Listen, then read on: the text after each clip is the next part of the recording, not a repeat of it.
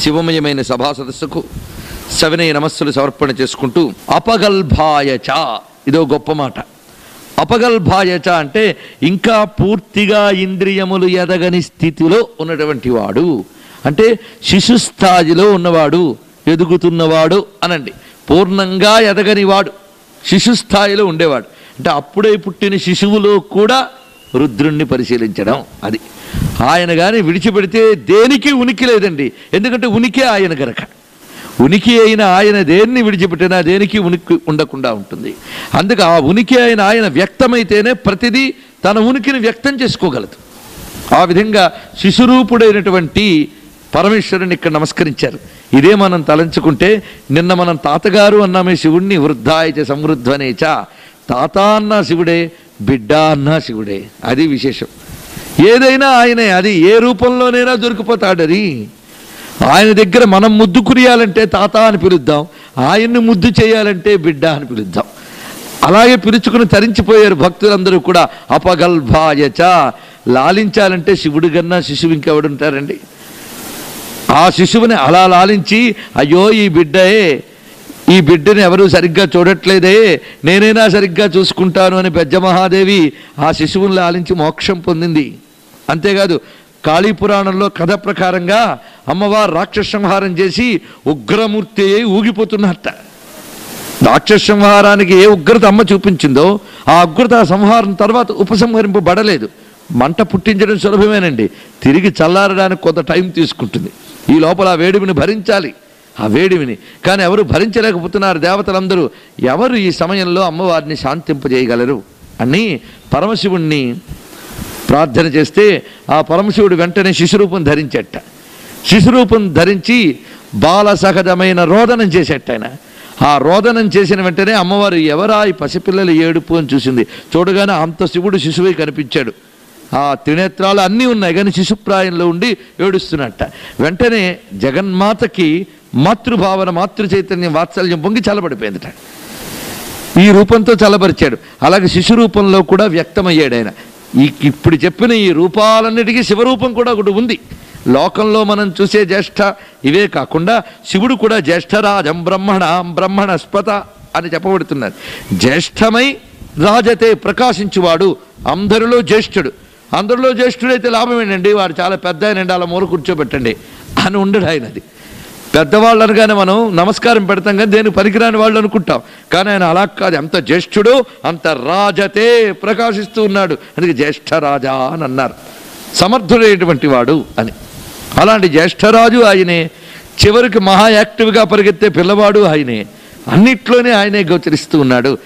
ఈ దర్శనం వల్ల మనకి ప్రపంచంలో కనబడే పిల్లలు, పెద్దలు, అందరూ, మధ్యములు, అందరిలోనే ఈశ్వర చైతన్యం ఉందనే దర్శనంతో పాటు ఈశ్వరుడు కూడా ఇన్ని రూపాలతోనే ఉన్నాడు, అనంత రూపాలతో. ఉపాసించేవారు శివోపాసకులు ఆ పరమశివుణ్ణి వాళ్ళ భావన అనుగుణంగా, అయ్యా వృద్ధ రూపుడైన రుద్రా నీ పాదాలకు నమస్కారం, గురువు నీ పాదాలకు నమస్కారం అని నేను గురుస్వరూపాన్ని చెప్పుకున్న కపర్ధనేచ వ్యుప్తకే సాయిత అని.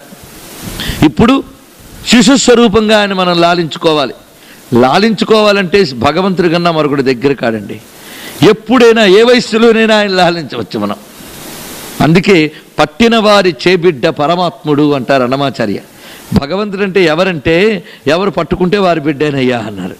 ఎత్తువారి చేతి బిడ్డ అని సామెత ప్రకారంగా ఎవరు పట్టుకుంటే వారి బిడ్డ అయిపోతే అంట భగవంతుడు. పట్టుకోవడం ఆలస్యం. అలాగ మన లాలనికి సులభంగా దొరికేవాడు గనుకనే అమాయకురాలైన బెజ్జ మహాదేవి ఆయన శిశువుగా చేసి లాలించి మోక్షం పొందింది. అందుకు అపగల్భాయచ అని. ఇప్పుడు మనం ముందు పుట్టేవి, వెనక పుట్టేవి, ఇవన్నీ కూడా చెప్పబడుతున్నాయి విశ్వచైతన్యంలో. ఈ ముందు పుట్టేవి, వెనక పుట్టేవి మనుష్య వ్యవస్థలోనే కాదు, జంతు వ్యవస్థలో, వృక్ష వ్యవస్థలో కూడా ఉన్నాయి. అందుకే అటు తర్వాత నమో జఘన్యాయచ బుద్ధినియాయచ. జఘన్యాయచ అంటే పుట్టేటటువంటి చోట్లు వెనక్క కలిగి పుట్టేవి అని అర్థం. అంటే దూడలు మొదలైనవన్నీ కూడా ఎలా పుడుతున్నాయి, ఆ ఆవుల, గేదెల మొదలైన వాటి వెనక భాగం నుంచి పుడతాయి. జఘన్యాయచ, జగన భాగము నుంచి, వెనుక నుంచి పుట్టేటటువంటివి. బుద్ధినియాయచ అంటే మూలము నుంచి ఉత్పన్నమయ్యేవి అని చెప్తున్నాడు. అంటే దుంపలు, విత్తనాలు మొదలైన వాటి నుంచి ఛేదించుకుని ఊర్ధ్వ దిశగా పెరిగే వాటిని బుద్ధినియాయచ అన్నారు. వెనుక నుంచి పుట్టే వాటిని జఘన్యాయచ అని చెప్తున్నారు. అంటే ఒక్క మానవ సృష్టిలోనే కాదు, సర్వ సృష్టిలో కూడా ఈశ్వర చైతన్యం ఉన్నది. అందులో ఆ గర్భంలో ఆ జీవుడు ఆ విధంగా పెరగడం, అవయవాలు రూపుదిద్దించుకోవడం, సమయం వచ్చినప్పుడు ఆ జగన్యాయచిగా పుట్టడం అంటే ఎవరు ఏర్పాటు చేస్తున్నారు ఈ వ్యవస్థని? అడుగడుగునా కూడా అంతా ఈశ్వరుడి చేతిలోనే ఉంది అనేటటువంటి స్పృహ మనకు కలిగిస్తుంది రుద్రం. అందుకే జగన్యాయచ బుద్ధినియాయచ ఇన్ని రకములుగా కనిపిస్తున్న ఈ విశ్వంలో మరొక విశేషం చెప్తున్నారు, శోభ్యాయచ అని. శోభమునందు అంతర్యామియే ఉన్నవాడు. శోభములు అంటే అర్థం ఏమిటి? సా ఉభ శోభ. ఉభయము ఎక్కడున్నాయో అదే శోభము. ఉభయములు ఉండే చోటు ఏదంటే మన లోకానికి శోభలోకం అని పేరు, భూమికి శోభము అని పేరు. ఎందుకు ఈ పేరు వచ్చింది అంటే ఉభాభ్యాం పుణ్యపాపాభ్యాం సహవర్తత ఇది శోభ అన్నారు. పుణ్యపాపములతో వర్తించేటటువంటి వాటికి శోభములు అని పేరు. మరి యొక్క భూలోకంలోనే ఉందా అంటే నిజమే అది. ఎందుకంటే పుణ్యేన పుణ్యలోకం జయతి, పాపేన పాపలోకం జయతి అని చెప్పారు. కేవల పుణ్యమే ఉంటే దేవతాలోకాల్లో ఉంటారు, కేవల పాపమే ఉంటే నరకాదుల్లో పచ్యమానమైపోతూ ఉంటారు. పాపపుణ్య మిశ్రమము ఉంటేనే ఈ మిశ్రలోకంలో ఉంటారు. భూమికి ఏమని పేరు? మిశ్రలోకం అని పేరు భూలోకంలో. ఎందుకంటే ఇక్కడ పూర్తి సుఖం అనుభవిస్తాం అనుకోవడం అవివేకం, అలాగనే పూర్తి దుఃఖమే అనుభవిస్తాం అనుకోవడం కూడా అవివేకం. ఈ రెండు కలిసి వెళుతూ ఉంటాయి. ఎందుకంటే పాప పుణ్యముల మిశ్రమం మన దేహం, మన అనుభవం. అందుకే శోభ్యాయచ అంటే పుణ్యపాప మిశ్రమమైనటువంటి మర్త్యలోకమునందు కూడా వ్యాపించి ఉన్న విశ్వేశ్వరుడు అని అర్థం. పృథివ్యాదులు యందు వ్యాపించువాడు అని. అలాగే శోభము అంటే మనం కనిపించే భూమి మాత్రమే కాకుండా మన దేహము కూడా శోభమే. ఈ దేహము ఒక లోకంగా భావిస్తే ఎవరి దేహం వాడిది, ఆ దేహంతో అనుభవించే అనుభవం వాడిది. అంతవరకు భూమంతా అంటుంటే మనకెందుకండి? మన దేహం ఏంటి, మన తిండి ఏమిటి, మన ప్రపంచం ఏంటో మనం చూసుకుంటే ఇది కూడా మళ్ళీ శోభమే. ఈ దేహంలోనే ఉభయములు ఉన్నాయి, రెండు కూడా. ఈ దేహమంతా ఉభయాత్మకం. ఇరు పార్శ్వములు ఎలాగూ ఉన్నాయి, ఆ ఇరు పార్శ్వములతోనే మీరు అర్థం చేసుకోవచ్చు ఈ లోపల కదులుతున్న ఇరు భాగాలు కూడా. అందులో శీత ఉష్ణములు ఈ రెండు సమముగానే ఉన్నాయి. సుఖ దుఃఖములు, లాభాలాభములు వీటన్నిటితో కూడినటువంటిది ఈ దేహం. ఈ దేహాన్ని అంటిపెట్టుకున్న మనస్సు కూడా ఈ రెండింటినే భావిస్తూ ఉంటుంది. అందుకే ద్వంద్వాత్మకమైనటువంటి అంతరంగంలో దేహంలో కూడా ఈశ్వర చైతన్యమే వ్యాపించి ఉంది గనక శోభ్యాయచ అన్నారు. శోభమునందు ఉన్నటువంటి వాడు. ఈ ఉన్నవాడు ఏ విధంగా తిరుగుతున్నా అంటే ప్రతిసర్యాయచ. ప్రతిసరతి అంటే అనుక్షణం సరతి, సరించువాడు అని. అలాగే ఈ జంగమాత్మకమైన ప్రపంచమునందంతా ఉన్నవాడు అంటే కదిలేటటువంటి లక్షణం కల జగత్తు. అంటే స్థావరము జంగమము కదా ఈ జగత్తంతా కూడా. ఈ స్థావర జంగమాత్మకమైన జగత్తుని ఇక్కడ చెప్తున్నాడు ప్రతిసరతి. జంగమాత్మకమైన జగత్తునందు ఉన్నవాడు అని వివరించారు ఇక్కడ. జ్యేష్ఠాయత నుంచి మీరు గమనించుతూ ఉంటే అన్ని వ్యవస్థల్లో ఉండే జ్యేష్ఠత్వము, కనిష్ఠత్వము, మధ్యమత్వము కూడా మనకు అనుకూలంగా పనిచేయడం ఒకటి. పూర్వము అపరము ఈ రెండు ఈశ్వర చైతన్యవంతములే కనుక దేనిని మనం తీసిపారేయడానికి లేదు. ఆ రెండిటి యొక్క ప్రయోజనము విశ్వానుకున్నది. అదేవిధంగా ఇప్పుడు చెప్పినటువంటి వెనక పుట్టేవి ముందు పుట్టేవంటే సర్వ జంతుజాలాలలో ఒక దూడని చూసినా జఘన్యాయచ అని నమస్కరించవలసిందే. ఒక మొలకెత్తుతూ ఉంటే బుద్ధినియాయచ అని నమస్కరించవలసిందే. వృక్ష వ్యవస్థ, జంతు వ్యవస్థ, తిర్యక్ వ్యవస్థ, అది అలాగే మానవ వ్యవస్థ, ఇలా ఉన్న జీవ వ్యవస్థ అంతటా కూడా ఈశ్వర చైతన్యం విస్తరించి ఉన్నదని, ఈ జీవ వ్యవస్థ అంతా ఎందులో ఉందో ఆ శోభమునందు కూడా ఆయనే వ్యాపించి ఉన్నాడని ఇక్కడ విశేషంగా చెప్పబడుతున్నాయి. నియమో యమః అని విష్ణు శాస్త్రంలో మీకు కనిపిస్తుంది. యమః అంటే నిగ్రహించువాడు, యమింపజేయువాడు అని అర్థం. ఈ యమః అనే వ్యవస్థ కేవలం యమలోకంలోనే కూర్చోలేదండి, గుర్తుపెట్టుకోండి. అది కూడా విశ్వవ్యాపకమే ఉంది. విశ్వంలో ప్రతిదాన్ని ఒక యమించే వ్యవస్థ ఆటోమేటిక్గా ఇందులో ఉంది. ఆ యమించే వ్యవస్థే యమ వ్యవస్థ. ఇది లోకముల్లో యమలోకం అని ప్రత్యేక లోకం ఉంది. ఎందుకంటే ప్రతి జీవి చేసే కర్మకి ఒక్క లోకం చాలదండి వాడికి. అందుకు అంగీకరించాలి. మనం అంటాం మరో జన్మ ఉందా అండి అని. మరి ఇన్ని కర్మలు చేసినప్పుడు అన్ని జన్మలు ఉండవా అండి? ఇన్ని పోగు చేసుకుంటే అనుభవించడానికి జన్మలో తీరికెక్కడ మనకి? ఇన్ని కర్మలు చేసుకుంటూ ఉంటే మరి అనుభవించడానికి తీరిక ఉండాలి కదా, ఈ ఆయువు చాలదు. అందుకు అది అనుభవించడానికి యోగ్యమైన శరీరం ఒకటి వస్తుంది. అందువల్లనే మనలో ఏర్పడే ప్రవృత్తులు అవి పెరుగుతున్న తీరు, వీటికి అనుగుణమైన దేహాలే తర్వాత వస్తూ ఉంటాయి. అందుకు ఎప్పటికప్పుడు మన ప్రవృత్తుల్ని సవరించుకుంటూ ఉండాలి. ఈ ప్రవృత్తుల్ని సంస్కరించేవే ధర్మకర్మలు అంటే. ఈ ధర్మకర్మలు విడిచిపెట్టి మన ప్రవృత్తుల్ని ఇష్టానుసారంగా ఉంటే అది అధర్మవర్తన అంటారు. ఈ అధర్మవర్తన అయినప్పుడు ఈ ప్రవృత్తులకు అనుగుణమైన యాతనా శరీరములు మొదలైనవి ధరించి యమాది లోకాలకు వెళ్ళవలసి వస్తుంది. అక్కడ అనుభవం తప్పదు. ఎందుకంటే తర్వాత మళ్ళీ పుట్టినా అన్ని అనుభవాలు ఇస్తే తట్టుకోవడం కష్టం వీడి. అందుకే ఆ అనుభవముల యొక్క డెన్సిటీ, తీవ్రతని ఆ లోకాల్లో తీర్చేస్తాడు పరమేశ్వరుడు. తీర్చి తర్వాత వాసనల్ని మాత్రమే మిగిల్చి తర్వాత మానవోపాధలో జంతువుపాధలో దానిలోకి పంపిస్తాడు. ఈ విధంగా కర్మానుభవాన్ని ఫిల్టర్ చేయడం ఆయనకే తెలుసు. అందుకే ప్రతి లోకంలోనూ జీవుల రాకపోకల గతులు గమనించుకునేవాడు పరమేశ్వరుడు మాత్రమే. అందుకే పతీనాం పతయే నమః అని ముందే చెప్పుకున్నాం. అందుకు యామ్యాయచ అంటే యమాది లోకములలో ఉండి యమింపజేసేటువంటి ధార్మిక వ్యవస్థ రూప చైతన్యుడు అని అర్థం అన్నమాట. అటువంటి యమలోకములు యందు అంతర్యామయ్యే ఉన్నవాడు. సరే, భూలోకం యమలోకం లేనేనా, ఆయన ఉన్నాడు. ఇంకెక్కడున్నాడు? క్షేమ్యాయచ అని తర్వాత చెప్తున్నాడు. క్షేమ్యాయచ అంటే మనకి భోగానుభవం ఇచ్చేటువంటి స్వర్గాది ఊర్ధ్వలోకములు, వాటి యందు కూడా అంతర్యామి ఉన్నవాడు.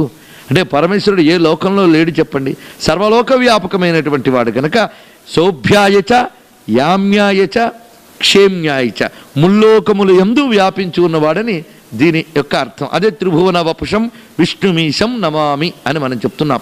ఊర్ధ్వలోకములు భోగలోకములు ఏవైతే ఉన్నాయో వాటికి క్షేమలోకములు అని పేరు. ఇక అటు తర్వాత కర్మానుభవాలన్నీ ఎలాగ పండించుకు తింటున్నామో అది తెలుసుకోవాలి అంటే మనం పంటలు పండించుకుంటున్నట్లే. ఇక్కడ విశేషం ఏంటంటే పంటల రూపంలో ఉన్న రుద్రుల్ని ఇప్పుడు నమస్కారం చేస్తున్నాడు. ఇక్కడ ఆపి ఏమిటండి ఇలా ఒక దాంట్లోంచి ఒకదానికి ఆ లింక్ ఏమిటి అని అడిగితే పరిశీలించి చూస్తే అన్నిట్లోని పరమేశ్వరుడే కనిపిస్తాడని చెప్పుకున్నాం. ఒక రైతుని చూడండి, ఆ రైతులోని ఈశ్వర చైతన్యం ఉన్నది. అసలు రైతు అనే శబ్దమే సంస్కృత జన్యం. రయం అంటే సంపద అని అర్థం. అగ్నినారయమస్నవత్ అన్న మంత్రం ఉంది. అగ్ని ద్వారా సంపదను పొందుతామని. ఈ రయం తనోతి ఇది, ఆ రయం సంపదను వెలికి తీసి విస్తరింపజేసేవాడిని రైతు అన్నారు. భూమిలో మనకు కనబడకుండా ఉన్న రయం సంపదను వెలికి తీస్తాడట. అదే రైతు అనే శబ్దంగా తెలుగులో మనకి భ్రంశమై వచ్చింది. ఇలాంటి రైతు ఎలా చేస్తాడో చూడండి. విత్తనాలన్నీ సేకరిస్తాడు, క్షేత్రాన్నంతటినీ ఆవ్యాధినిభ్యో వివిధ్యంతిభ్యశ్చవో నమః. ఆ క్షేత్రాన్ని ఎంత బాధిస్తాడండి. అయ్యో క్షేత్రాన్ని బాధించకూడదంటే పంటలు ఉండవు. ఆ నాగలితో దాని స్వరూపాన్ని మార్చి దున్ని కకావికలం చేసి పెకలించి కలుపుని రాళ్ళని అన్ని పెకలించి ఎంత కల్టివేషనో ఇదంతా చేసి అందులో ఈ బీజములన్నీ వేస్తాడు. బీజములన్నీ వేసాక కనిపెట్టుకుంటూ జలము మొదలైనవి అందజేస్తూ ఎంత పోషిస్తాడండి. అప్పుడు ఆ పెరుగుతున్నటువంటి పంటలన్నీ కూడా ఆహా మనల్ని ఎంత చక్కగా కాచుకుంటున్నాడు రైతు అని అనుకోవచ్చు. ఇంకా వాటిని కాచుకోవడానికి రేయింబవళ్ళు తాను చాలా జాగ్రత్తగా ఉంటాడు. అక్కడ మంచె కూడా ఏర్పాటు చేసుకుని చూస్తూ ఉంటాడు. అలాగే చక్కగా ఏపుగా పెరిగిన తర్వాత ఏం చేస్తాడు, మొత్తం కోసి ఖాళీ చేసేసి ఆరగింపులకు పంపిస్తాడు. తద్వారా చివరికి అలాగని మొత్తం నాశనం చేస్తున్నాడా, మళ్ళీ బీజాలు మిగుల్చుతాడు. ఆ బీజాలతో మళ్ళీ సృష్టి చేస్తాడు. అదే పని చేయట్లే పరమేశ్వరుడు. ఈ జగత్తంతా పూర్తయిన తర్వాత ఈ బీజములన్నీ దాచిపెట్టుకుని మళ్ళీ విశ్వమనే క్షేత్రములని ఏర్పాటు చేసి అందులో ఇవన్నీ పండించి మళ్ళీ సమయమరిగి మొత్తం లయం చేస్తున్నాడే లేదా. మరి రైతు గారిని చూస్తే శివుడు గుర్తురాకేమవుతాడండి. అందుకు ప్రపంచంలో ప్రతి దానిలో ఈ సృష్టి స్థితి లయాత్మకమైన బ్రహ్మ విష్ణు శివాత్మకమైన చైతన్యం ఒక్కటే అన్నిట్లోనే కనిపిస్తుంది. ఒక పని ప్రారంభిస్తాం, పనిని కొనసాగిస్తాం, పనిని పూర్తి చేస్తాం, అవునా లేదా. అందులోనే ఈ వ్యవస్థ కనిపిస్తున్నది. ఈ వ్యవస్థ అన్ని చోట్ల ఉన్నాయి కనుక ముల్లోకాల యందు అని పని చేస్తూనే ఉన్నాడు. అందుకే కదులుతూ ఉంది జగత్తంతా కూడా. అందుకే ప్రతి సర్యాయచ ముల్లోకాలలో కూడా ఈ కదలికతో ఈ పనులు నిర్వహిస్తున్నటువంటి వాడు. అందుకే తర్వాత పంటల గురించి చెప్తున్నారు చూడండి. ఉర్వర్యాయచ కళ్యాయచ, ఉర్వర్యాయచ కళ్యాయచ. నిజానికి మనం బాగా ఆలోచించగలిగితే మన శరీరంలో ఎన్ని పంటలు పండించుకుంటున్నాం, ఆ కర్మానుభవాలన్నీ ఇందులో పండించుకుంటున్నాం. ఆ పండించుకుని వాటిని నూర్చి ఏ విధంగా ఆరగించాలో ఆ విధంగానే ఆరగిస్తున్నాం. ఇలా కర్మానుభవాన్ని ఇచ్చేవాడు పరమేశ్వరుడే. అందుకే భుక్తిం ముక్తించ విందతి అనే మాటలు వింటాం. భుక్తి అంటే అన్నం మాత్రమే కాదని అనుభవము అని అర్థం చెప్పుకున్నాం. భుక్తి ముక్తి. భుక్తి అంటే అనుభవం, ముక్తి అంటే కైవల్యం.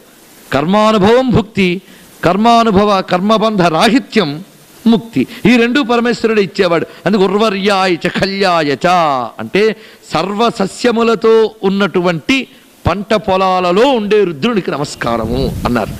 ఇది మనకు తెలిస్తే ఏపుగా పెరిగిన పంటలన్నీ ఆ రుద్రస్వరూపంగా మనకు కనిపిస్తాయి. రుద్రుడంటే ఐశ్వర్యమేయుడు కదండి. అందులో అవి బాగా ఏపుగా పెరిగి ఆ ధాన్యము జొన్నలు ఇవి కంకులతో ఉండి అలా ఒరిగినప్పుడు ఆ గాలికి ఆ ధాన్యం చప్పుడు చేస్తున్నప్పుడు ఆ రుద్రుని కాలిమంజీరాల ధ్వానంలా వినిపించదు మనకి తెలుసుకోగలిగితే. ఇలా మనం చూడగలిగితే పంట పొలాలన్నిటా కూడా పరమేశ్వరుడు కనిపిస్తూ ఉంటాడు. రుద్రుడంటే ఐశ్వర్యమయుడు అన్నాం కదా. ఆ నిండైన పంట చూస్తే అమ్మయ్య మంచి పంటలు పండేది దేశమంతా అనుకుంటుంది. అంటే రుద్రుడు గాని అనుగ్రహించకపోతే నిండైన పంటలు మనకు ఉండవు. సస్యాధిపతి పరమేశ్వరుడు ఇక్కడ అది చెప్తున్నారు. జల వ్యవస్థను చెప్పారు, లోక వ్యవస్థను చెప్పారు, జీవ వ్యవస్థను చెప్పారు. సస్య వ్యవస్థ అంటే పోషకరమైనటువంటి సస్య వ్యవస్థలో ఉర్వర్యాయచ కళ్యాయచ. కళ్యాయచ అంటే కళ్ళెములు. ఈ కళ్ళాలు వేరు. ఈ కళ్ళాలంటే గుర్రాలను పెట్టుకెళ్ళే కళ్యాలు కాదు. కళ్య అంటే నూర్చెడి స్థానాలు. ధాన్యాలు మొదలైనవి నూర్చుతారే ఆ కళ్ళెములు అని వాటిని కళ్యాయచ అనే సంస్కృత శబ్దంలోంచి వచ్చినది. ఉర్వర్యాయచ అంటే సస్య సమృద్ధి కలిగినటువంటి భూముల యందు అంతర్యామి అయిన వాడు. కళ్యాయచ ఆ పంటలను నూర్చే భూముల యందు అంతర్యామి అయిన వాడు. అంటే అక్కడ ఇది ఎందుకు చెప్తున్నారంటే ఈ పంట పండిన తర్వాత చాలా జాగ్రత్తగా ఉండాలి మనం. ఇంక ఏ విధమైనటువంటి అరిష్టాలు దానికి సోకకుండా అంటే పంటను కూడా కాపాడాలి ఆ పరమేశ్వరుడు. అవన్నీ తెచ్చిపెట్టుకుని ఈ కళ్ళెము భూముల యందు ఉంచితే అక్కడ కూడా రక్షించాలి. ఆ నూర్చిన ధాన్యమంతా చేతికందేలా కాపాడాలి ఆయన. అందుకు ఈ మంత్రోచ్చారణ వల్ల మన సస్యములు రక్షింపబడతాయి. అందుకే అన్నారు రుద్రం ఊళ్ళో ఎందుకు చదవాలి, ప్రతి ఊళ్ళో శివాలయంలో రుద్రంతో అభిషేకం ఎందుకు జరగాలంటే ఆ ఊరిలో పాడి పంట బాగుండాలి, అక్కడున్న కళ్యములు యందు విశేషాలు ఉండాలి.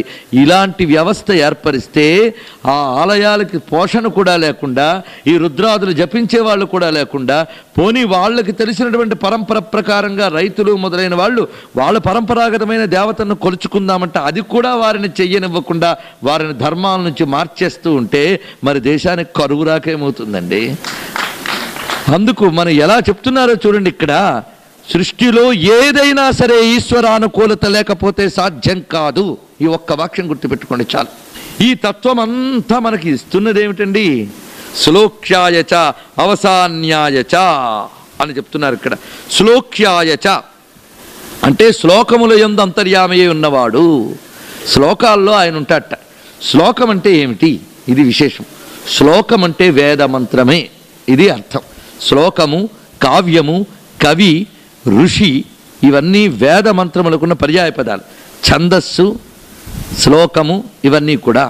శ్లోకము అంటే కీర్తిమంతమైనది, దివ్యమైనది అని అర్థం. కనుక వేదమును మించిన శ్లోకం ఏదీ లేదు. వేద మంత్రమే శ్లోకం. అయితే వేదం కర్మను ప్రేరేపిస్తున్నది కనుక బంధనహేతు అంటామా? త్రైగుణ్య విశ్వావేద నిస్త్రైగుణ్యో భవార్జున అన్నాడు కృష్ణ పరమాత్మ. వేదములన్నీ త్రైగుణ్య విషయముల, నువ్వు నిస్త్రైగుణ్యుడు అవు అన్నారు. త్రిగుణాతీత స్థితికి వెళ్ళు అంటే వేదాలను విడిచిపెట్టిమనా? కాదు దాని అర్థం. మనం ఉన్న చోటే పరమావధి అనుకోకుండా గమ్యం ఒకటి ఉందయ్యా, దానికి మధ్యలో త్రోవ ఒకటి ఉంది. ఆ త్రోవలో నడుస్తూ త్రోవే పరమార్థం అనుకోకు. త్రోవకి ఆవల చేరవలసిన గమ్యాన్ని గుర్తు తెచ్చుకో అని. అందుకే వేదం త్రోవ లాంటిదైతే వేదాంతం గమ్యం లాంటిది. అందుకే వేదం అనే త్రోవలో వేదాంతాన్ని మనం చేరుకోవాలి. త్రోవలోనే ఆగిపోకు, ఆ కర్మలలోనే లంపటుడు అవ్వకుండా దాని పరమార్థాన్ని తెలుసుకో.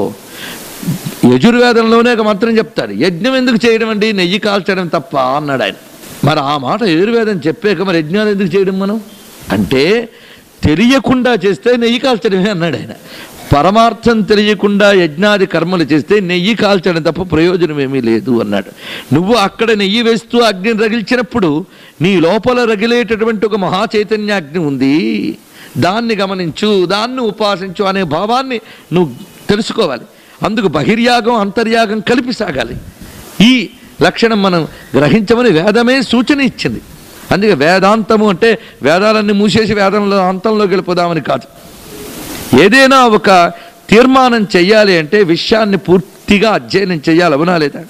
అధ్యయనం చేస్తూ కూర్చోం, చివరికి ఒక నిర్ణయానికి వస్తాం, అవునా లేదా? ఈ నిర్ణయం దేనివల్ల వచ్చింది? అధ్యయనం వల్ల వచ్చింది కదా. ఒక జడ్జి తీర్పు ఇవ్వాలి. జడ్జి తీర్పు ఇచ్చేయాలంటే వాడంతటి వాడు సడన్గా నిన్న రాత్రి నాకు తోచింది తీర్పిస్తున్నాను అంటాడా? అనడు కదా. సమర్థులైనటువంటి లాయర్లు వాదించితే అన్ని వాదనలు విని తన యుక్తిని, తన యొక్క అనుభవాన్ని, తన యొక్క జ్ఞానాన్ని, న్యాయాన్ని ఉపయోగించి ఒక తీర్మానం ఇస్తాడు. అదేవిధంగా వేదములు చేసిన వాదనలన్నిటికీ తీర్మానం ఒకటి ఉంటుంది. అంటే దీని యొక్క సారం ఇది. అంటే వేదములన్నీ ఇచ్చిన తీర్మానము వేదాంతము అంటే మరేమిటో కాదు. అంతం అంటే ఏంటి? చివర అని అర్థం. వేదములకు చివరి చెప్పబడింది అంటే అర్థం వేదము చెప్పిన చివరి మాట అని అర్థం. ఒక పుస్తకంలో కన్క్లూషన్లో మొత్తం సారం ఉంటుంది. అలాగే వేదము యొక్క సారమంతా వేదాంతంలో ఉంది. ఆ కారణం చేత వేదముల యందు పరమేశ్వరుడు ఉన్నాడని శ్లోక్యాయిచ అనే నామానికి అర్థం. అయితే వేదాల్లో చెప్పబడ్డాడు కానీ ఉపనిషత్తుల్లో ఆయన కాదండి. పూర్తి ఆత్మతత్వం చెప్పబడింది. అంటే ఓరి పిచ్చివాడా అవసాన్యాయచ అని మళ్ళీ చెప్తున్నాడు. అవసాన్యాయచ అంటే వేదముల యొక్క అవసానమునందు చెప్పబడినవాడు.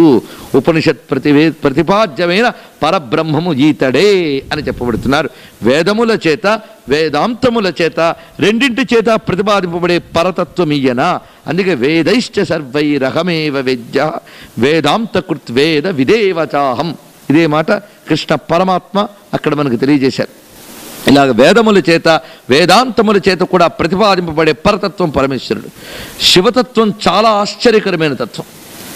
దీన్ని సరిగ్గా అధ్యయనం చేయడం చేతకాని పాశ్చాత్యులు శివుడు గురించి రాసిన పనికిమాలిన వ్యాఖ్యలు పట్టుకుని శివద్వేషులు, మన భారతీయంలో భారతీయంగా ఆలోచించలేని వాళ్ళు కొన్ని వ్యాఖ్యలు రాశారు. పొరపాటున ఆ పుస్తకాలు ఎప్పుడైనా మీకు తారసపడచ్చు. అందుకు ముందే సమాధానం చెప్తున్నాం. రుద్రుడనే దైవం చెప్పబడ్డాడు కానీ శివుడు అనేవాడు ఎక్కడా చెప్పలేదని రాశారు వాళ్ళు. శివుడు అనేవాడు చెప్పబడలేదు అంటే శివుడు ఎలా ఉంటాడంటే ఆయన వివిధములైన పాలతో చేసిన ఉత్పత్తులలో పాలు ఎలా ఉంటాయో అలా ఉంటాడు. అది ఒక్కటి విషయం. పాలతో చేసిన ఉత్పత్తుల్లో పాలు ఎలా ఉన్నాయో శివుడు అలా ఉన్నాడు. బ్రహ్మ విష్ణు రుద్రాది రూపములన్నింటిలోని ఆయనే ఉన్నాడు. శివుడు కానివాడు దేవుడు కాలేడు. గుర్తుపెట్టుకోండి, శివుడు కానివాడు దేవుడు కాలేడు. వివేకంతో ఆలోచిస్తే ఈ మాట స్పష్టమైపోతుంది. శివుడు అంటే శుభస్వరూపుడు అని. ఏ దేవత అయినా సరే నేను శివుణ్ణి కానండి అంటే నువ్వు వెళ్ళిపో అని చెప్పచ్చు. ఎందుకంటే శుభం కలిగించిన వాడు మనకెందుకండి? శివం అంటే క్షేమం, మోక్షం. అది ఇవ్వనివాడు మనకెందుకండి? అందుకే శివుడు కాని దైవం లేదు. అలాగా సర్వదేవతల యందు వ్యాపించిన ఏ శివత్వం ఉందో ఆ శివత్వాన్ని మనం నమస్కారం చేస్తున్నాం. అందుకు నమ శివాయ అంటే సర్వదేవతల యందు వ్యాపించిన ఏకైక శివం ఏది ఉందో దాన్ని మనం పట్టుకున్నాం. ఎప్పుడో సృష్టిలో ప్రతి దానిలోంచి శివమే మన వైపు వస్తుంది. అది విశేషం. శుభం, కైవల్యం, మంగళం అన్నీ. అందుకే శివుడు ఏ విధంగా ఉన్నాడంటే అవసాన్యాయచ ఉపనిషత్తుల యందు చెప్పబడి ఉన్నటువంటి వాడు. అందుకే ఉపనిషద్వేద్యుడు గనుకనే ఉపనిషత్తు చెప్తోంది, మాండూక్యోపనిషత్తు ఏమని?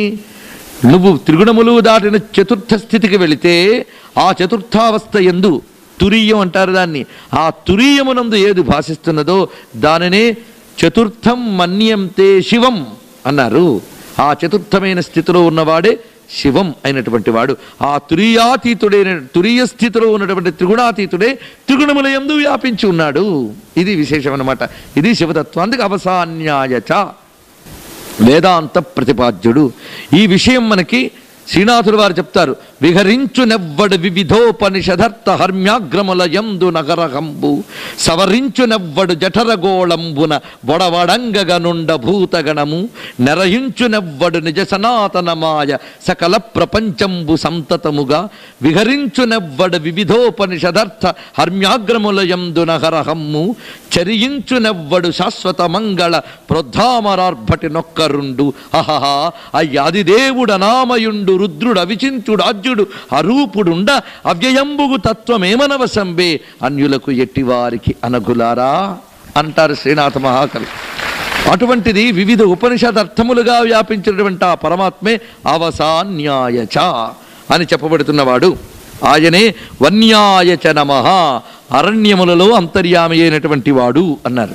అయ్యా వేదాలంటాడు, మళ్ళీ అడవుల్లోకి తెస్తాడండి. ఈ ఒక దగ్గర పోనీ అక్కడ ఉన్నామంటే ఏదో ఆ దగ్గర దానికి తీసుకెళ్తే మళ్ళీ అక్కడ దభీమని అరణ్యాల్లో పడేస్తాడేంటండి. ఇది వనము అంటే దుర్గమమైన స్థానములు అని అర్థం. ఈ వేదము వేదాంతము ఎన్ని చదివినా వింటున్నంతసేపు చాలా బాగుంటుంది. అసలు తత్వం ఏదుందో అది దుర్గమము, దుర్లభో దుర్గమో దుర్గో. అదే మనం అమ్మ అంటే దుర్లభ దుర్గమా దుర్గా అన్నాం అంతే. అది మాత్రం ఒకటే దుర్గమే. అది దుర్గము అంటే ప్రవేశించడానికి వీలు కానిది. నువ్వు వేదాలు మథనం చేసిన, వేదాంతాలు మథనం చేసినా అది దుర్గమమే. అది పరబ్రహ్మ జ్ఞానము. ఆ బ్రహ్మజ్ఞానం అంత తేలిక కాదు. అది దుర్లభము అంటే కష్టసాధ్యమని అర్థం తప్ప అసాధ్యమని కాదు. అది గుర్తుపెట్టుకోండి. అత్యంత కష్టంతో సాధించవలసినది. భగవతుడు అంటే తేలిగ్గా లభించే వస్తువు కాదండి. ఎన్ని సాధనలు ఎన్ని చేయాలి. దుర్గమము, అలాంటి దుర్గమమైనటువంటి బ్రహ్మజ్ఞానముగా ఉన్నవాడు గనక వన్యాయచ అన్నారు. అరణ్యములలో ఉన్నవాడు అంటే అది విశేషం. అలాంటి స్థానములందు ఉన్న పరమేశ్వరుడికి నమస్కారము అని చెప్పి ఇప్పుడు సప్తమ అనువాకంలోకి మనం ప్రవేశిస్తున్నాం. 7వ అనువాకంలో. ఈ అనువాకంలో మళ్ళీ అన్యతో నమస్కారములే, అంటే ఒకే వైపు నమస్కారం ఉంటుంది, ఉభయతో నమస్కారం కాకుండా. ఇది మీకు ఎలా ఉంటుందంటే ఒక యుద్ధం ప్రారంభావస్థ నుంచి విజయావస్థ వరకు మొత్తం వర్ణించబడుతుంది ఇందులో. ఎందుకంటే రుద్రం అనేది ఒక కల్పవృక్షం. ఏది కావాలంటే అది, పంటలు కావాలంటే పంటలు, జ్ఞానం కావాలంటే జ్ఞానం, అన్నం కావాలంటే అన్నం, నీరు కావాలంటే నీరు, అన్నీ ఉన్నాయి. అన్నీ ఆయన అని తెలియజేస్తున్నది. ఈ స్పృహతో మనం ఏది ముట్టుకున్నా ఈశ్వరుడు కనిపిస్తాడు. మన ఇంటిలో పంపు నుంచి గారే చిన్న ప్రవాహం కూడా ఈశ్వరుడే. అది బకెట్లో పెట్టుకుంటే అందులో కూడా ఆయనే కనబడుతుంది. శివమయమైన సభా సదస్సుకు సవినయ నమస్సులు సమర్పణ చేసుకుంటూ ఇప్పుడు సప్తమ అనువాకంలోకి మనం ప్రవేశిస్తున్నాం. 7వ అనువాకంలో. ఈ అనువాకంలో మళ్ళీ అన్యతో నమస్కారములే. రుద్రం ఎక్కడ జరుగుతుందో అక్కడ జలానికి కూడా లోటుండదు. ఇందులో ఏ సందేహం లేదు. అన్నిటికీ అన్ని సమృద్ధులు ఆయన ఇస్తాడు, అష్టమూర్తి స్వరూపుడు. అలాగే మనం చేసే ప్రయత్నాలు, ఆ ప్రయత్నాల్లో ఉండే శక్తి ఇవి ఫలించాలి కదా, ఎంత కాదన్నా. అందుకు ఇవి ఫలించాలి అంటే ప్రతి పని ఒక యుద్ధం అనుకున్నాం. యుద్ధం ఎలా ఉంటుంది? సంకల్ప స్థాయి నుంచి మనలో ఉన్న అన్న శక్తుల్ని కూడగట్టుకున్న శక్తులన్నిటికీ కూడా ఆలోచనలు అందించి, అంటే అన్ని శక్తుల్ని కూడగట్టుకోవడం అంటే శానాలన్నిటి రెడీ చేయడం, ఇంద్రియాలన్నిటి. దానికి తర్వాత ఆలోచనలు, మంత్రులు, వీళ్ళే సేనాపతులు, అందరు ఎక్కడున్నారో ఆలోచించండి. వీటితో మనకున్న ప్రతికూలములన్నీ తొలగించుకుంటూ వెళ్ళి అనుకూలతలన్నీ సాధించుకుంటూ వచ్చి కార్యసిద్ధి చేస్తాం. దేనిలోనైనా, ఒక ఆధ్యాత్మిక సాధన కూడా అంతే. దేనిలోనైనా ఎన్ని అనుకూలించాలండి?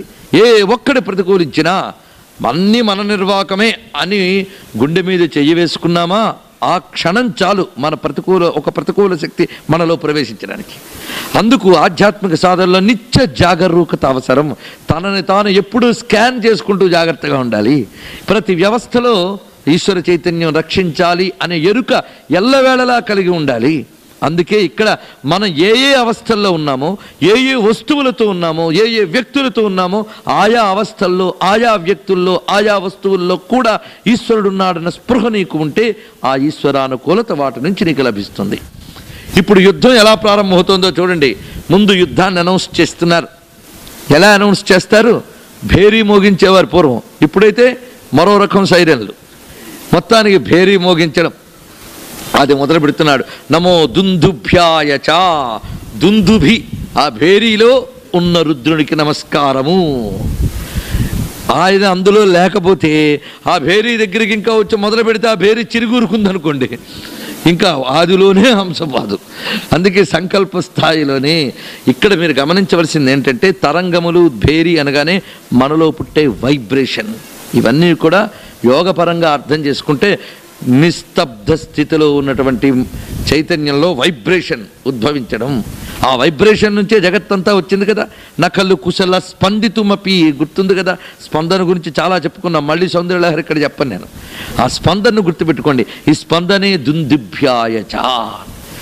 స్పందన దుందుభి సరే అంటే ఆయన ఎవడో వచ్చి కొడితేనే ఆయన స్పందిస్తాడనమాట. అంటే ఇప్పుడు దుందుబిలో వచ్చిన ధ్వని ఆయన ఒప్పుకుంటామండి. దుందుబిలో ధ్వని వచ్చింది కనుక దుందుబి గొప్పది అంటే ఆ దుందుబిని వాయించినటువంటి ఆ కర్రను ఏం చేస్తామండి? అంటే రుద్రుడు దుందుబిలో ఉన్నాడు, ఆ కర్రలో మడవిడో ఉన్నాడా?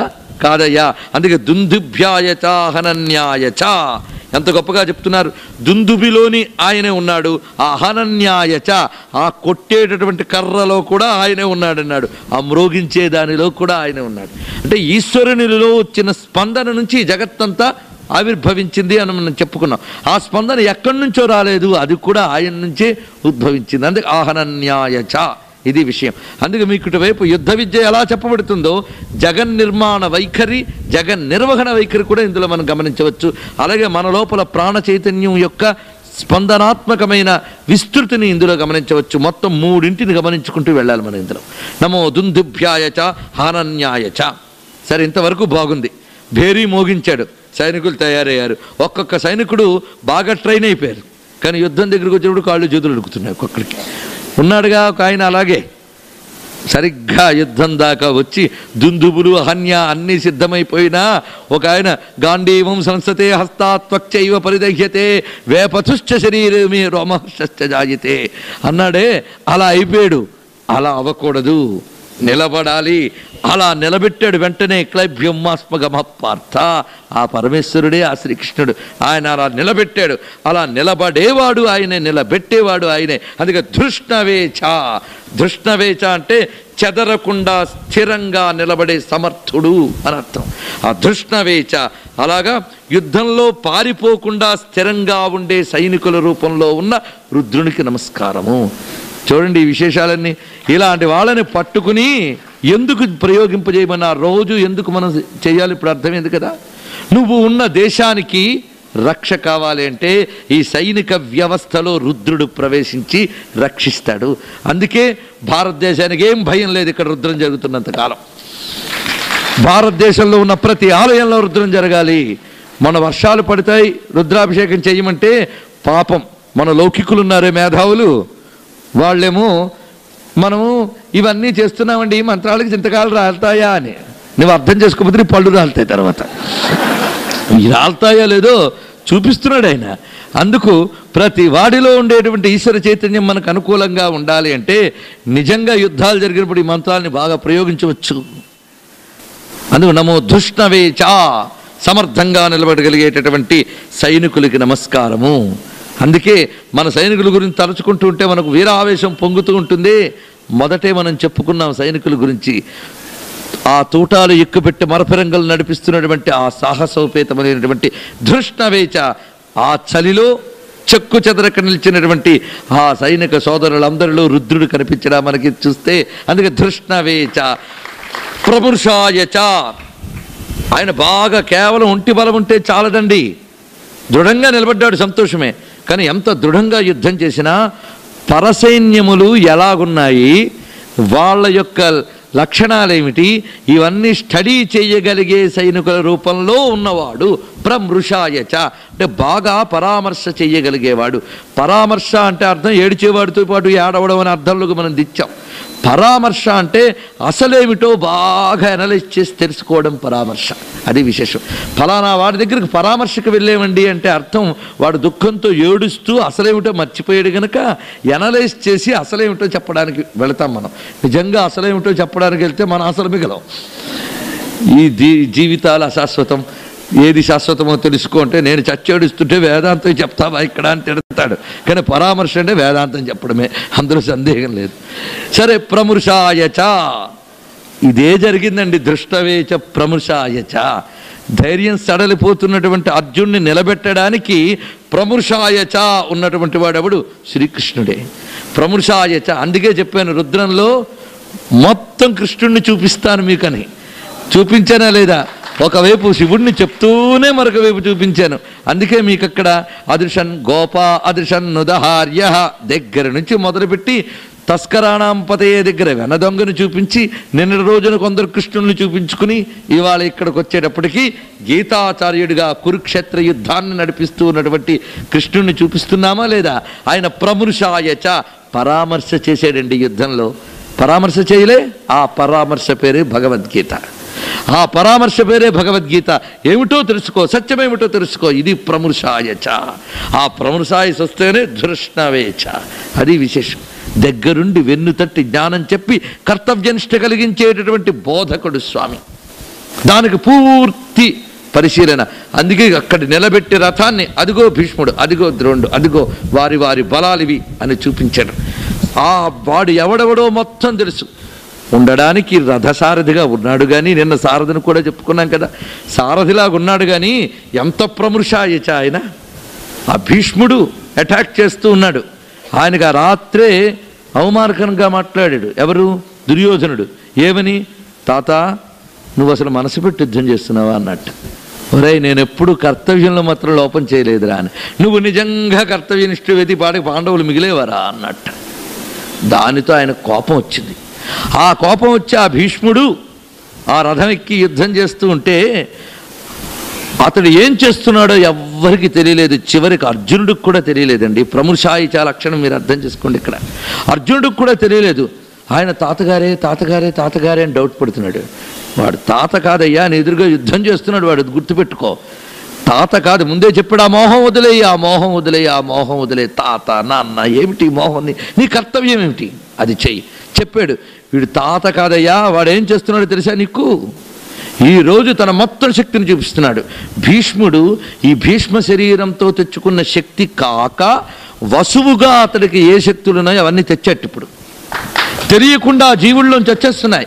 ఈ రహస్యం భీష్ముడికి తెలియదు, అర్జునుడికి తెలియదు. ఎందుకంటే వాళ్ళు జీవ చైతన్యంగా, నేను భీష్ముణ్ణి అనే దేహంలో ఆయన, నేను అర్జునుడిని అనే దేహంలో ఈయన ఉన్నాడు. దేహం దాటి చూడగలిగేవాడు మధ్యలో ఉన్నాడు ఆ శ్రీకృష్ణుడు. ఆయన గమనించాడు, ఇంతవరకు నువ్వు వసురూప శక్తిని దాచుకున్నావు, కేవలం భీష్మ శక్తిని వినియోగిస్తున్నావు. ఇప్పుడు వసుశక్తిని కూడా బయటకు తీసావు. దేవతాశక్తిని ఎప్పుడూ దుర్మార్గుల రక్షణ కోసం ఉపయోగించరాదు. అది రహస్యం. అందుకు దాన్ని ఆపాలంటే ఏం చేయాలో వెంటనే తెలుసుకున్నాడు ఆయన. రథం ఆపి చక్రం తీసి వెళ్ళాడు. అది ఆ అటాక్ చేయగానే తగ్గిపోయింది వసురూప చైతన్యం. ఇది రహస్యం భారతంలో. అది పడింది ఎప్పుడు? వెంటనే అప్పుడు దిగాడు ఆయన. ఆ జీవుణ్ణి కదిలించాడు అక్కడ దాకా. అప్పుడు ఆ వసుకి తన మళ్ళీ ఆ పూర్ణ స్థితిలో కలవాలనే తపన పడిపోయి అక్కడ దాకా వెళ్ళి, రావయ్యా స్వామి కుప్పించి ఎగసిన కొండలంబుల కాంతి గగన భాగం వెల్ల కప్పి కొనగా వచ్చేవయ్యా అని ఎంత అబ్జర్వ్ చేశాడండి ఆయన. సైంధవుణ్ణి ఎలా చెప్పాలి, కర్ణుణ్ణి ఎలా చంపాలి, ఎవరిని ఎలా చంపాలి, ఎంత చూసి ఎంత సహకరించాడు. ప్రమృషాయచ అలా చేశాడు ఆయన. అదే పరమేశ్వర చైతన్యం. అంటే రుద్రుడెవరో కృష్ణుడు అతడే. బాగా తెలుసుకోండి. అందుకే యుద్ధం జరుగుతున్నంతసేపు ఈ విషయం చాలా మార్లు చెప్పుకున్నాం కానీ ఇక్కడ గుర్తు తెచ్చుకోవాలి. కృష్ణుడు రథం తోలుతూ ఉంటే ముందు ఒక ఆయన జడలు విరబూసుకుని శూలం పట్టుకెళ్తూ కనిపిస్తున్నాడు అర్జునుడికి. యుద్ధమంతా అయ్యాక అడిగాడు. మధ్యలో అడిగితే ఓహో నీ ప్రతాపం కాదేమో అంటారేమో అనుకున్నాడేమో. ఎవడా ఆయన అని అడిగితే ఆయనే రుద్రుడు. మేమిద్దరం కలిపి చేస్తేనే కురుక్షేత్ర యుద్ధం అయింది. అది కృష్ణుడు వేరు, రుద్రుడు వేరు కాదు. ఈయన కనిపిస్తున్నాడు, ఆయన కనిపించడం లేదు. ఇద్దరు కలిసి అక్కడ జరిగింది మొత్తం వ్యవహారం అంతా కూడా. ఈ ప్రమృషాయచ లక్షణం అక్కడ చూపించాడు. ఇలా మనం మరొక్కసారి భారతంలోకి వచ్చేసాం. కానీ అక్కడ మనం ఆలోచిస్తే పరమేశ్వర చైతన్యమే ప్రమృషాయచ లక్షణం. అంటే శత్రువుతో యుద్ధం చేసేటప్పుడు కేవలం పైపైన చూసి ఉండకూడదు. వాడిలో ఉన్న కుత్సిత బుద్ధి కూడా తెలియాలి. అది బాగా మనం గమనించుకోవాలి. వాడొచ్చి మీకు ఒక పాంప్లెట్ ఇచ్చాడు అంటే అర్థం ఇందులోకి మారిపో అంటే ఏదో వాడు మతం గురించి వాడు చెప్పుకుంటున్నాడని కాదు అర్థం.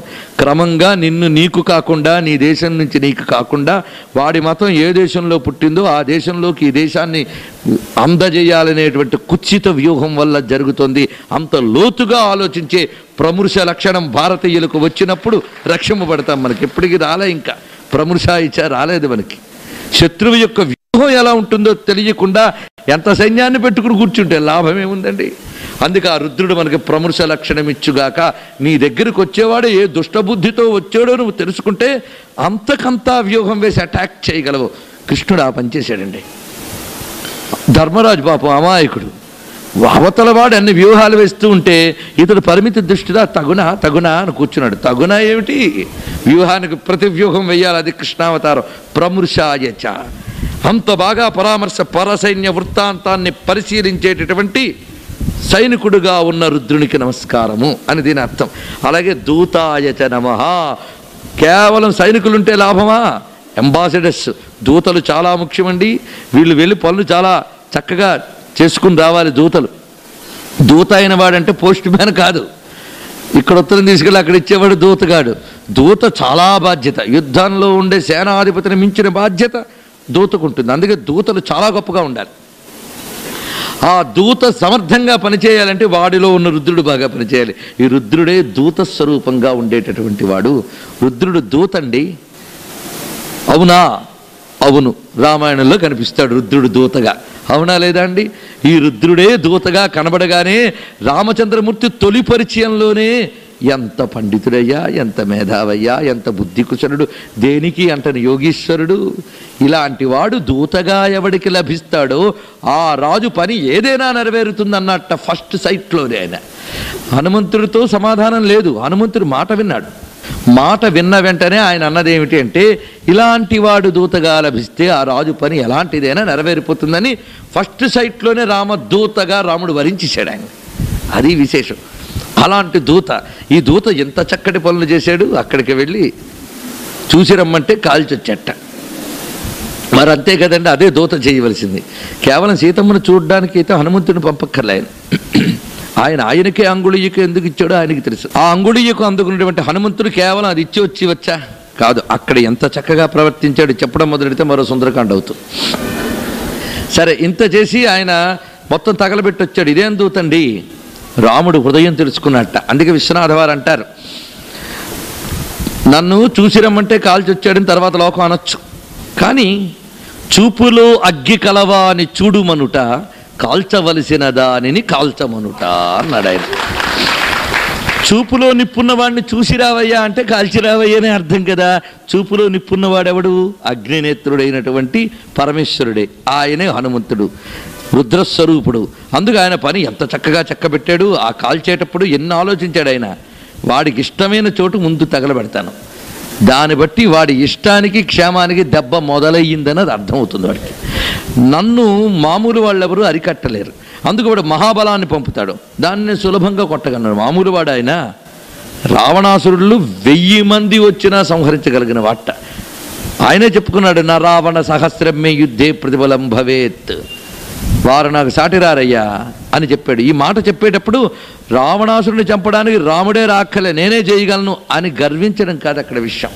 రాముడు దూతనేనే, నేనే రావణాసురుని చంపగలనంటే ఇంక రాముడు అంతరు వాడు మీరు ఊహించుకోండి అని భయం వాళ్ళలో పుట్టించడం. అందుకు వచ్చిన ప్రతి రాక్షసుడి దగ్గర ఆ మాట అన్నాడు ఆయన విశేషంగా. నేను అవన్నో తెలుసా, హనుమంతుణ్ణి అనలేదు ఆయన. జయత్యతిపులో రామో లక్ష్మణశ్చ మహాబలక రాజా జయతి సుగ్రీవో రాఘవేణాపి పాలిత దాసోహం కోసలేంద్రస్య రామస్య అక్లిష్టకర్మణ అని చెప్పిన రావణ సహస్రమే యుద్ధే ప్రతిబలం భవేత్. దాసుణ్ణి, దాసుడికే ఇంత బలం ఉంటే ఇంకా ప్రభువుకి ఎంత తెలుసా అనే భయం వాళ్ళలో పుట్టించాడు అందరిలో. ఒక్క కోతొచ్చి ఇంత పని చేసుకుపోతే మొత్తం సైన్యం వస్తే ఏమొస్తుందో అని మానసికంగా ముందు శత్రువుల్ని దెబ్బతీశాడు. ఇదే ప్రముషాయిచ్చ, అదే దూత చేసినటువంటి విషయం. మానసికంగా బలహీనం చేయడమే కాకుండా మొత్తం తగలబెట్టేశాడు. దానితో రావణాసుడు తనకున్న సైన్యాన్నంతటినీ ఈ లంకను రిపేర్ చేసుకోవడంలోనే అయిపోయింది. ఇంకా వాళ్ళని ఎప్పుడు సమకూర్చుకుంటాడు? అందుకు వాళ్ళ శక్తి అంతా ఇప్పుడు యుద్ధం అంటే ఏది రిపేర్ చేయాలంటారు, వాళ్ళు రిపేర్స్ అయిపోయారు మొత్తం. అలాగ వాళ్ళని అన్ని విధాలా వీక్ చేశాడు. ఇది రాజనీతి.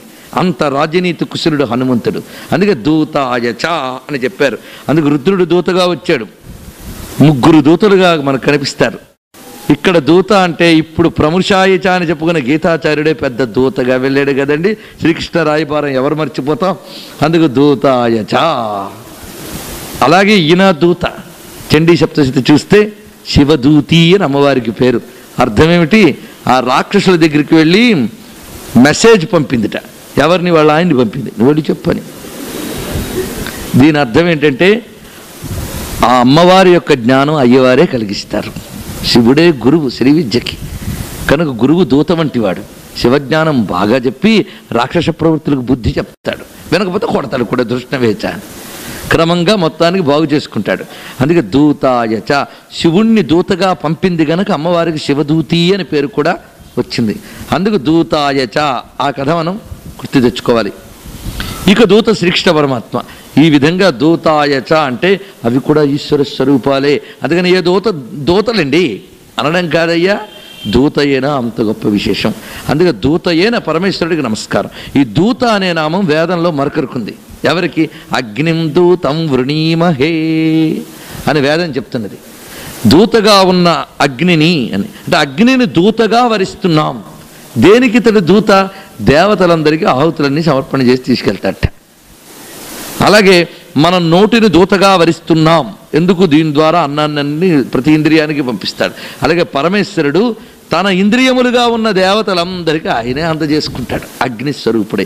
అందుకే అగ్నిని దూతగా అన్నారు. ఈ విషయం మనకి వేదంలో అనేక భాగాల్లో అగ్నిం దూతం వృణీమహి, అగ్నిర్దేవానాం దూత ఆసీత్ అని ఒకచోట, త్వం దూత కవిరసి ప్రచేతాః అని మరొక చోట, నువ్వు కవివి దూతవు, ప్రచేతాః గొప్ప చైతన్య స్వరూపుడవు అని నమస్కరించింది వేదం. అలాంటి ఆది అగ్నిస్వరూపుడైన పరమేశ్వరుడు దూతాయచ. ఆ దూత అయిన వాడు ఇంత పనెందుకు చేస్తున్నాడయ్యా అంటే ప్రహితాయచ, మనకి ప్రకృష్టమైన హితము కలిగించడమే ఆయన యొక్క స్వభావము స్వరూపము కూడా. ప్రహితాయచ అంటే సైనికులందరూ కూడాను ప్రభువు యొక్క హితాన్ని కోరేవారై ఉండాలి. అలా ప్రభువు యొక్క హితం కోరి ఎవరైతే యుద్ధం చేస్తున్నారో ఆ సైనికుల రూపంలో ఉన్న రుద్రుడికి నమస్కారము అని దీని అర్థం. ప్రహితాయచ అంటే మన దగ్గర పెద్ద సైన్యం ఉంటుంది, కానీ ఆ సైన్యం మన కోసమే పనిచేస్తోందేమో అని భ్రమపడుతూ ఉంటాం, వాడు పక్కవాడికి సాయం చేస్తుంటాడు. అలా కాకుండా వాడు మనకు అనుకూలం కావాలి అంటే ప్రహితుడైన పరమేశ్వరుడు వాడికి బుద్ధి పుట్టించాలి. వాడు మనకు టోపీ పెట్టకుండా జాగ్రత్త పడాలి. ఎందుకంటే ఎన్నెన్ని మనం చేసుకుంటామండి, కొందరు నమ్మక తప్పదు. అందుకే అన్నాడు వాడు, ద్రోహానికి పునాది ఏమిటంటే నమ్మకం అన్నాడు వాడు. స్నేహానికే కాదు, ద్రోహానికి కూడా అదే పునాది. నమ్మితే కదండి మోసం చేస్తాం. కానీ నమ్మికని నిలబెట్టుకునేవాడు ప్రహితుడు. వాడికి నిజంగా అన్ని విధాలా ప్రభు యొక్క హితం కోరేవాడే ప్రహితుడు. అందుకు దూతకి, సైనికులకి, సేనాధిపతులకి, మంత్రులకి, మొత్తంగా పనిచేసే వారందరికీ ఉండవలసిన లక్షణం ప్రహిత లక్షణం.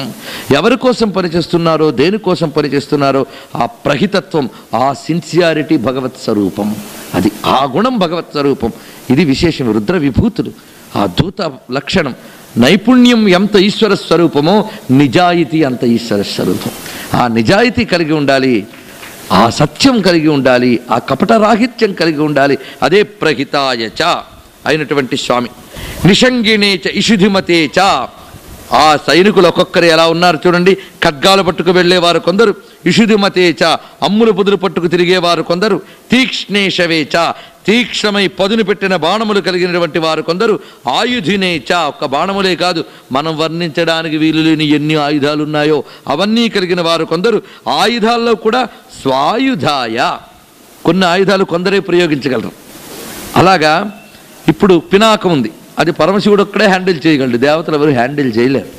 గాంధీవం ఉంది, అర్జునుడు ఒక్కడే హ్యాండిల్ చేయగలడు దాన్ని. ఇలాగ స్వాయుధాయ కొన్ని ఉంటాయి. అర్జునుడి ధనస్సుకే గాంధీవం అని పేరు. ఇలాగా తనవైనటువంటి ఒక స్పెషల్ ఆయుధములు కలిగినటువంటి వీరుల రూపంలో ఉన్నవాడు స్వాయుధాయ. పరమేశ్వరుడు ఇన్ని రకాలుగాను ఉన్నటువంటి వాడు. ఇలా స్వాయుధాయ కలిగిన వాడు సుధన్వనేచ ప్రశస్తమైన ధనువు కలిగినటువంటి వాడు. ప్రశస్తమైన ధనువులే నిన్న మనం చెప్పుకున్న ప్రణవాది ధనువులు. ఇక్కడ వరకు యుద్ధ వ్యవస్థను మొత్తం చూపించాడు. ఇన్ని సమకూడాక ఇంకా ఫలం అనేది ఆయన యొక్క అనుగ్రహమే. ఇన్ని విధములుగా తన భక్తుల్ని కాచుకుంటాడండి పరమేశ్వరుడు ఇంత మహాబలంగా. ఇక్కడ ఎవడో సైనికులు వచ్చి వాళ్ళల్లో ఉండవలసిన అవసరం లేదు. ఇలా ఈశ్వరుణ్ణి మనం వేడుకుంటే ఇన్ని శక్తులుగా మనలోనే ఆయన ఆవిర్భవించి మనల్ని కాపాడుకుంటాడు. అందుకు ఇన్ని శక్తులతో ఉన్నటువంటి యుద్ధ విద్యాస్వరూపుడైన పరమేశ్వరునికి నమస్కారం చేసుకుని అటు తర్వాత ప్రవాహ రూపంలో ఉన్న జలముల గురించి మళ్ళీ చెప్తున్నాడు ఇక్కడ. జల వ్యవస్థ సృచ్చాయచ పచ్చాయచ కాట్యాయచ నీప్యాయచ సూజ్యాయచ సరస్యాయచ నాజ్యాయచ వైశంతాయచ కూప్యాయచ అవట్యాయచ వర్షాయచ అవర్షాయచ. ఇలా అంటూ ఉంటేనే మనకు ఎంత ఆనందం కలిగింది. ఇవన్నీ నీళ్ల గురించి చూడండి. ఇక్కడ శృత్యాయచ అంటే మనం ముందు చెప్పుకున్న శ్రోతస్యాయచ అన్నట్టే ఇది పాద సంచారమైనటువంటి. పాద సంచారం అంటే కాలు కదలగలిగేటటువంటి పరిమాణంలో ఉండే లఘు మార్గముల యందు ఉన్నవాడు అంటే కాలిబాటలకు అంతర్యామి అయినటువంటి వాడు అని చెప్పారు. ఇక్కడ కాలిబాటల్లో కూడా పరమేశ్వరుడు ఉన్నాడు. ఈ బాటల విషయం మళ్ళీ వస్తుంది, అప్పుడు తెలుసుకుందాం. అదేవిధంగా శృత్యాయిచ అంటే గోష్పాదమంత జలం అంటాం మనం. ఆవు కాలి గిట్టలు మొదలైనవి కూడా కాలి బాటలకి సంబంధించిన విషయమే. అందుకు ఆ మాత్రం అడుగు పట్టేటంత మేర ఉండేటటువంటి జలముల యందు ఉన్నవాడు. పథ్యాయచ కాలిబాటలు ఎలా ఉన్నాయో మహామార్గములు అలాగే ఉన్నాయి. రాజమార్గాలు మొదలైనవి అంటే మనిషి కాళ్లతో మాత్రమే వెళ్ళగలిగేవి కాలిబాటలు. వెహికల్స్తో సహా వెళ్ళే వాటికి పథములు అని అంటారు. శృత్యాయచ పథ్యాయచ ఆ పథముల్లో కూడా ఉన్నవాడు ఆయనేనండి. అంటే ఇదేమిటండి, మేమందరం రోడ్లు వేసుకుంటే అందులో ఆయన ఉంటాడంటారేమిటి మీరు అని. ఈ రోడ్లు వేసే ముందు ఆ రోడ్డు ఎలా వేయాలో మనసులో వేసుకున్నావా లేదా? ఆ రోడ్డుని అవునా లేదా? ఫలానా రోడ్డు వేయాలి అని నువ్వు ప్లాన్ చేసావు. ఈ ప్లాన్ ఎవడి వల్ల వచ్చింది?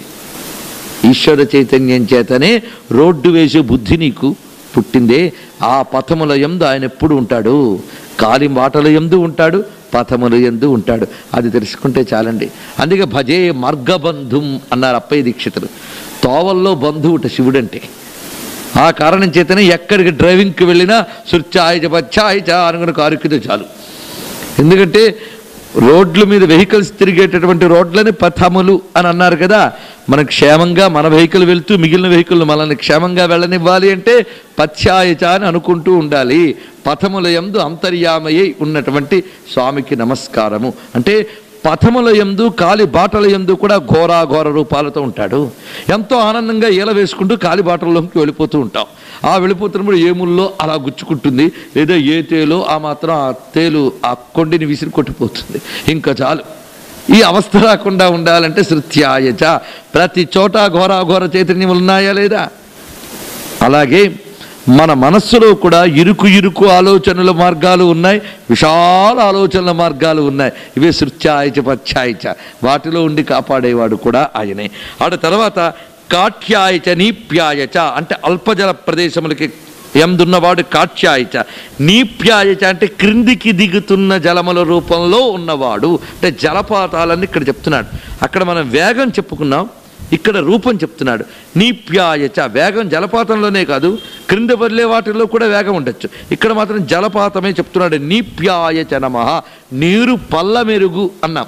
పల్ల మెరిగే లక్షణంగా నీటిలో ఆ చైతన్యాన్ని నింపిన రుద్రుడు నీప్యాయచ క్రిందికి దిగుతున్న నీరు రూపంలో ఉన్నటువంటి వాడు. సూద్యాయచ అంటే బురద నేలల్లో ఉన్నవాడు. ఇదేంటండి, అసలు బురద నేలలో కల్పించడం ఏంటి? అందులో ఆయన ఎందుకు ఉండడం? అసలు బురద అనేది లేకపోతే ఎంత హాయిగా ఉంటుందండి. ఈ బురద అంటే చెత్త అని నువ్వంటావు. బురదలో కాలు వేయలేమండి అని. నువ్వు కాలు వేయకూడదనే బురద పెట్టాడు ఆయన. ఎందుకంటే నువ్వు కాలు వేస్తే చచ్చిపోయే జీవుల్ని బ్రతికించడానికి బురదను కల్పించాడు ఆయన. వాటిని అక్కడ కాపాడుతున్నాడు. బురదలో పుట్టి పెరిగే జంతువులకు ఉన్నాయి, ఆ జీవులకి కర్మానుభవం ఇవ్వాలి కదా. అందులో పుట్టి పెరగవలసినటువంటి అనుభవం వాటికి ఇవ్వాలి అంటే వాటికి అనుగుణమైన వాతావరణం సృష్టించాలి. అది విశేషం. ఏ జీవుడికి ఏ ఎన్విరాన్మెంట్ కావాలో చూస్తాడు. నీ తలలోనే ఈశ్వరుడు కాదయ్యా, నీ తల మీద ఉన్న పేనులో కూడా దానికి తగిన వ్యవస్థను కూడా అక్కడ సమకూర్చాడు ఆయన. అలాగే బురదను సృష్టించాడు. ఎందుకంటే ఆ బురదలో పెరిగే వానపాములు వాటన్నిటిలోని ఆయన దాగి ఉన్నాడు. బురద నేలల్లో ఉండే ఈశ్వరుడికి అంతర్యామి. ఆ ఈశ్వరుడిని నమస్కరించుకున్నాం.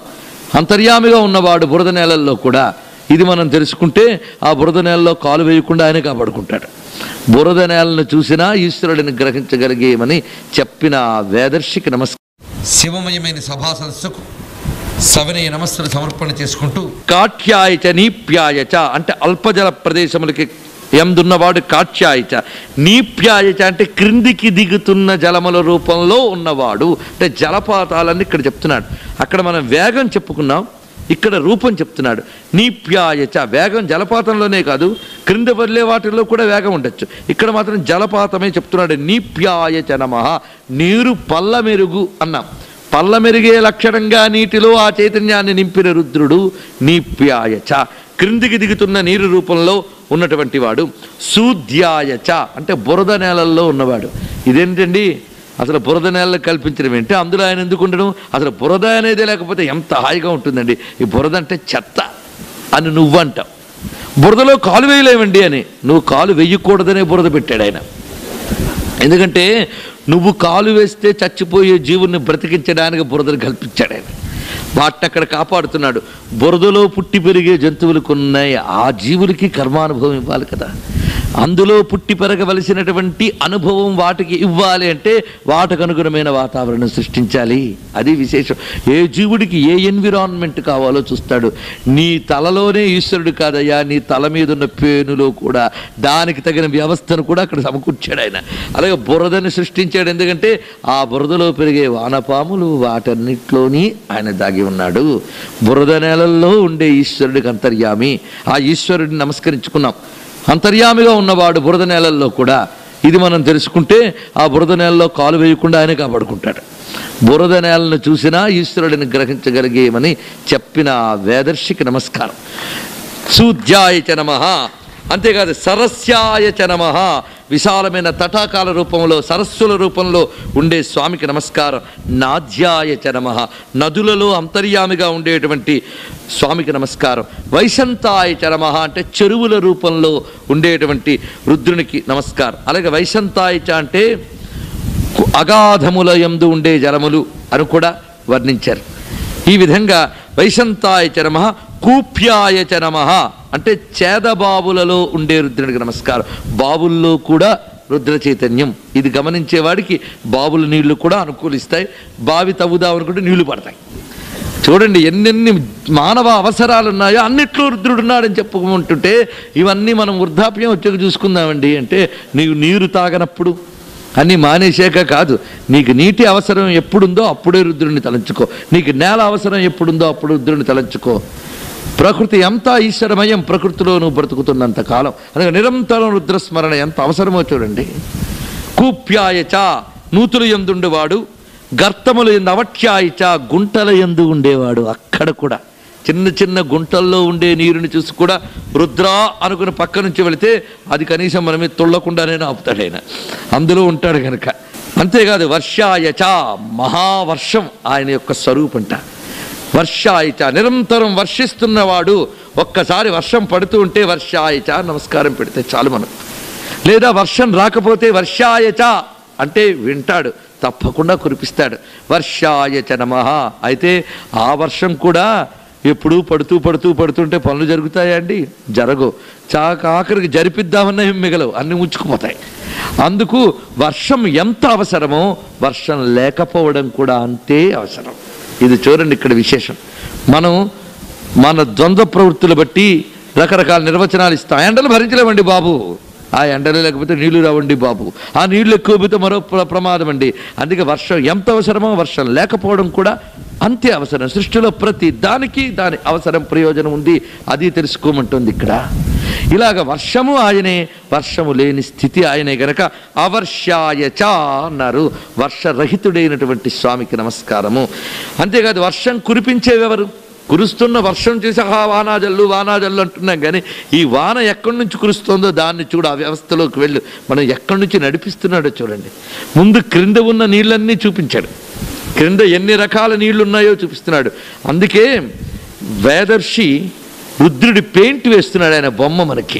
ఎంత ఆర్డర్లీగా క్రింద ఉన్న అన్ని రకాల నీళ్ళని, చివరికి బురద గుంటల్లో నీళ్లు, తటాకాల్లో నీళ్లు, మహానదుల్లో నీళ్లు అన్నీ చూపించి ఈ నీళ్ళన్నీ ఏ వర్షంలోంచి వస్తున్నాయో ఆ వర్షం చూపించి క్రమంగా మన దృష్టిని పైకి తీసుకెళ్ళి మేఘ్యాయచ విద్యుత్యాయచ అన్నాడు. ఈ వర్షములన్నిటికీ మూలమైన మేఘములు యందు ఉన్న రుద్రుడికి నమస్కారము. ఆ మేఘశక్తులు, పర్జన్య శక్తులు అనేకములు ఉన్నాయి. పుష్కలావర్త వలాహకాది మేఘముల పేర్లు చెప్పారు మనకి. అందుకే వైదిక విజ్ఞానంలో ఉన్నటువంటి జల వ్యవస్థని చదవండి, అధ్యయనం చేయండి అని చెప్పడం. ఏ మేఘములు ఏ లక్షణాలు ఉంటాయో పర్జన్య శాస్త్రం కూడా మనకు చెప్పబడుతున్నది. మేఘములకు అనేకములైన పేర్లున్నాయి.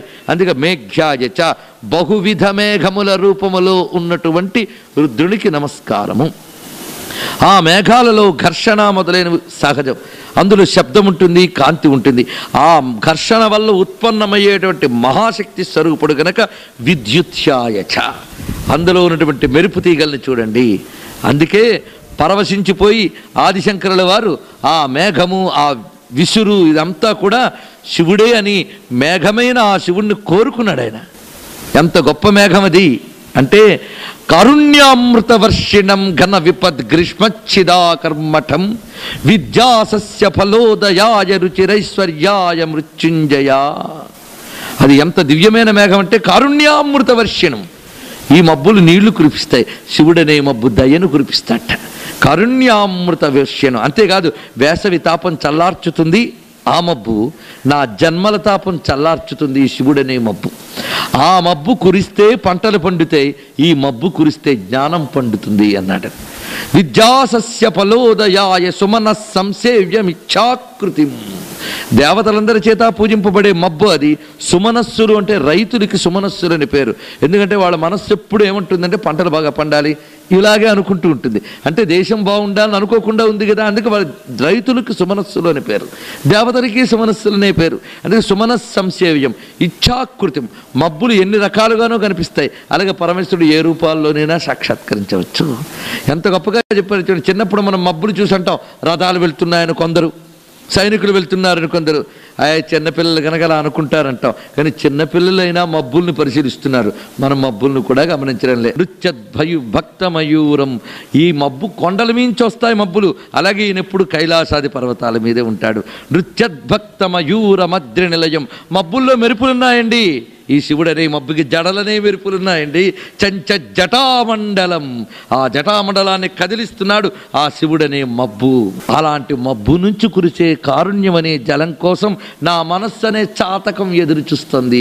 శంభోవాంఛతి నీలకంఠర సదా త్వామే మనశ్చాతక అన్నారు. అందుకే మేఘ్యాయచ విద్యుచ్ఛాయచ నమో ఈధ్రియాయచ. ఏ వికారము లేని ఆకాశమనందున్నవాడు అంటే మబ్బులు అల్లకల్లాలు లేని తేట ఆకాశంలో ఉండేవాడు అని. మబ్బులు ఆయనే, మెరుపులు ఆయనే, వర్షము ఆయనే, వర్షము లేనప్పుడు స్థితి ఆయనే, మేఘములు లేని నిర్మలాకాశము ఆయనే. నిర్మల ఆకాశం చేసి ఎంత నీలంగా నిర్మలంగా ఎంత హాయిగా ఉందండి అని ఆనందిస్తామా లేదా? కానీ అసలు ఎప్పుడూ నీలంగా ఉంటే ఒక్క మబ్బు కూడా కనబడట్లేదండి అనుకుంటున్నాం కదా. అందుకే మేఘము ఆయనే, ఈధ్రియాయచ. అంతేకాదు ఆతప్యాయచ అంటే ఎండలలో ఉండే స్వామికి నమస్కారం. ఎండ అయినా ఆయనే, ఎండ ఈశ్వర స్వరూపం ఇది తెలుసుకోవాలి. ఎండలో కూడా ఘోరాలు ఎలాగో చూస్తున్నాం, మరి నేను వివరించక్కర్లే. ఎండల్లో కూడా ఆయనే ఉన్నాడు. వాచ్యాయచ అంటే గాలిలో ఉండే ఈశ్వరునికి నమస్కారము. రేష్మ్యాయచ అన్నిటినీ లయం చేసే స్థితిలో ఉన్న ఈశ్వరునికి నమస్కారము అన్నారు. చూసారా, ఋతువులన్నీ ఇందులో చెప్పబడుతున్నాయి, అది విశేషం. సర్వ ఋతువుల్ని వర్ణించాడు, కాలస్వరూపుణ్ణి వర్ణించాడు. అందుకే ఋతుస్వరూపుడైన రుద్రుణ్ణి మనం నమస్కరించుకున్నాం. ఇక్కడ మనం గమనించినప్పుడు పరమేశ్వరుడు ఎన్నెన్ని విధాలుగా ప్రకృతి రూపంలో ఉండి అనుగ్రహిస్తున్నాడో చెప్పుకున్నాం. ఈ కారణం చేతనే మన పూర్వీకులు ఋతువులన్నీ చక్కగా ఉండడానికి మార్గంగా చూపించారు. ఈశ్వరుణ్ణి ఉపాసించినప్పుడు ఋతువులు తప్పకుండా అనుకూలిస్తాయి. ఇది కాలం యొక్క స్వరూపం. ఈధ్రియాయచ మేఘ్యాయచ విద్యుచ్ఛాయచ ఆతప్యాయచ. అందుకే సృష్టిలో ప్రకృతి పదార్థాన్ని దేనిని నిందించద్దు అంది వేదం. ఆతపన్న నింద్యాత్ వర్షం న నింద్యాత్ అని వేదమంత్రములు. వర్షమును నిందించకు, ఎండను నిందించకు అని. ఏమిటండి అని ఆ ఎండలకు కొన్ని పదాలు వాడేస్తుంటాం. నిందించకని చెప్పిన ఉదాహరణలు ఎందుకు చెప్పడం? వర్షాన్ని, ఎండల్ని, గాలుల్ని ఎప్పుడూ ఏమీ అనకూడదు. అబ్బా ఏమిటి గాలి ఇలా వదలగొట్టేస్తుంది అనడం కూడదు. ఎందుకంటే ఇవన్నీ ఈశ్వర స్వరూపాలు. ఈశ్వరుడు గాలి రూపంలో నిన్ను పలకరిస్తున్నాడు, ఎండల రూపంలో నిన్ను తాకుతున్నాడు, వర్ష రూపంలో నిన్ను తడుపుతున్నాడు, నీ గొంతు తడుపుతున్నాడు, నీ కడుపు తడుపుతున్నాడు. అంతేకాదు వాటి వల్ల వచ్చిన ఉర్వర్యాయచ కళ్యాయచ పంటల రూపంలో నీ కడుపు నింపుతున్నాడు. మనిషి రూపంలో వచ్చి ఎన్నైనా బాగున్నావా అంటాడు. అయ్యో నేడిస్తే ఏమైందని పలకరించడానికి నలుగురు మనుషులు నీ దగ్గరకు వచ్చారు అంటే ఆ నలుగురు మనుషుల రూపంలో ఈశ్వరుడు వచ్చాడు. వాడు పెద్దవాడవని చిన్నవాడవని బుద్ధి తప్పితే కాదు నాయనా, నా అనుభవంతో చెప్తున్నాను అనే వృద్ధుల్లో రుద్రుడున్నాడు. అన్ని చోట్ల నేను నడవలేను అని వృద్ధుడు అయిపోయి ఉంటే నేను నడిపిస్తాననే మనవడి రూపంలో రుద్రుడున్నాడు. అందుకే కనిష్టాయచ. ఎక్కడ లేడయ్యా రుద్రుడు? ఇది తెలుసుకోక ఇవన్నీ బంధములండి, ఇవన్నీ మోహములండి అనకూడదయ్యా. వాటిల్లో కూడా రుద్రుడిని చూస్తే అది నీకు బంధము కాదు, అది విశేషం. అలాగని రుద్రుడు కదా అని వాడిని అంటిపెట్టుకు మళ్ళీ తిరగద్దు. అందులో అంతర్యామిగా ఉన్నాడు రుద్రుడు. ఇది విశేషములు. అందుకే సమాజంలో ఈశ్వరుడు లేకపోతే సామాజిక జీవితం లేదు, ప్రాకృతిక జీవితం లేదు. ఇన్ని విధములుగా పరమేశ్వరుడు అనుకూలిస్తే ఇన్ని అనుకూలిస్తాయి. అరిస్తే వచ్చి పలికి సాయం చేసేవాళ్ళు నీకుండాలి అంటే రుద్రుడు అనుకూలిస్తేనే వాళ్ళు నీ దగ్గర ఉంటారు. అది విశేషం. ఇదొక్కటి. అందుకే ఈశ్వరుణ్ణి ఆశ్రయించిన వాడికి అన్ని చోట్ల అభయం, ఆనందం. వాస్తవ్యాయచ వాస్తుపాయచ, ఇది విశేషం. ఆయన ఎక్కడున్నాడయ్యా? వస్తువుల యందు ఉన్నాడు. వాస్తుప, వాస్తుని కాపాడేవాడిగా ఉన్నాడు. అది ప్రతి వస్తువు యందు అంతర్యామిగా ఉన్నవాడు. చాలు, ఒక్క మాటను ఎక్కువ వ్యాఖ్యానం చెక్కలేదు. వాస్తు ప, పాతి ఇతి ప అంటే కాపాడువాడు అని. వాస్తును కాపాడువాడు. వాస్తు శబ్దాన్ని అర్థం చెప్పక్కర్లేదు, అది ఇప్పుడు పట్టేసినంత ఎప్పుడు పట్టలేదు. సరే, వైదికమైన వాస్తు విజ్ఞానం వేరనుకోండి, ఇప్పుడు చలామణవుతున్న వాస్తు విజ్ఞానం వేరు. దాని విషయం చెప్పడానికి నేనేం వాస్తు సాధ్యుడిని కాను. కానీ వాస్తు గురించి తెలుసుకోవాలంటే గృహ నిర్మాణార్థమైన భూమిని పాలించువాడు అని అర్థం. ఈ వాస్తు పూజ ఎప్పటివి అంటే రామాయణ కాలం నుంచి ఉన్నాయి. పంచవటి కట్టుకున్నాడు రాముడు, వాస్తు పూజ చేసుకుని లోపలికి వెళ్ళాడని రాశాడు వాల్మీకి. ఎందుకు రాయాలండి? మరి అంత డీటెయిల్డ్గా వాస్తు పూజ కూడా చేసుకెళ్ళాడని చెప్పాలా? అంటే ఈ వాస్తు అనేది క్రీస్తు పూర్వము క్రీస్తు శకము అని రాయకుండా రాముడి కాలంలోనే ఈ దేశంలో ఉందన్న జ్ఞానం రావాలి మనకి. అది విశేషం. అనంతమైన ఈ వేదం ఏనాడో చెప్పింది. భూమి అంటే భూమిని ఆదేశమై భూమి యందు ఏర్పడ్డ దిక్కులను అనుసరించి కొన్ని శక్తులు ఉంటాయి. దానికి అనుగుణంగా భూమిని మలుచుకోవాలి. అగ్నిస్థానం అగ్నిదే, వాయుస్థానం వాయువుదే. అలాగే తత్తదేవతాస్థానముల యందు తద్దేవతా ప్రీతికరమైన వస్తువులు పెట్టాలి. ఇప్పుడు అర్థమైంది కదా ఎందరు దేవుళ్ళు అయ్యారు. అగ్ని దగ్గర అగ్ని, నీటి దగ్గర నీరు. ఇవన్నీ కూడా ఒకే ఇల్లు అనేటటువంటి పురుషుడికి అవయవములు. అందుకే వాస్తుని తయారు చేస్తే, ఇంటిని నిర్మాణం చేసుకుంటే దిక్కు అనేదాన్ని నువ్వు నిర్ణయించిన వెంటనే, ఒక స్కెచ్ గీసిన వెంటనే ఆ స్కెచ్లో ఒక చైతన్యం వచ్చి కూర్చుంటుంది. చైతన్యం వచ్చి కూర్చోగానే తన అధిదేవత కూడా వచ్చి కూర్చుంటాడు. వాడిని వాస్తు పురుషుడు అని అంటారు. ఈ వాస్తు పురుషుడిని రక్షించడం అంటే అర్థం వాస్తుశాస్త్రుడిని పిలిపించి ఈశాన్యం బాగుందా, నైరుతి బాగుందా అని మాత్రమే కాదు, ఇల్లంతా బాగుండడానికి నిత్యం ఆ ఇంట్లో పంచదేవతార్చన, పంచయజ్ఞాలు జరుగుతూ ఉంటే వాస్తుపాయచ, అది విశేషం. ఇంట్లో సదాచారం, శౌచం ఇవన్నీ జరుగుతూ ఉండాలి. అందుకే రుద్రాభిషేకం, రుద్రార్చన ఎక్కడ జరుగుతాయో ఆ ఇంట్లో వాస్తు దోషాలు ఉండవు. ఇది గుర్తుపెట్టుకోండి. మంత్రశాస్త్రంలో మాట ఉన్నది, నువ్వు ఏ చోటుకి వెళ్ళినా నువ్వు నీ ఇల్లు వాస్తు ప్రకారం కాపాడుకోవచ్చు, అందులో రుద్రార్చన చేసుకోవచ్చు. కానీ నువ్వు వెళ్ళే ప్రతి చోట రుద్రాభిషేకాలు ఎవరు చేస్తాడండి? ఏదో పని మీద ఒక హోటల్కి వెళ్ళాం, దిగేం, అక్కడ దిగిన వెంటనే అక్కడ వెళ్ళి అప్పుడు అభిషేకాలు చేస్తుంటాడు. ఇవన్నీ చెయ్యకపోతే అక్కడ అనేక నెగిటివ్ పవర్స్ ఆక్రమించుకుని ఉంటాయి. అలాంటి చోట వెళ్ళినప్పుడు అవి నీకు అంటుకుంటాయి.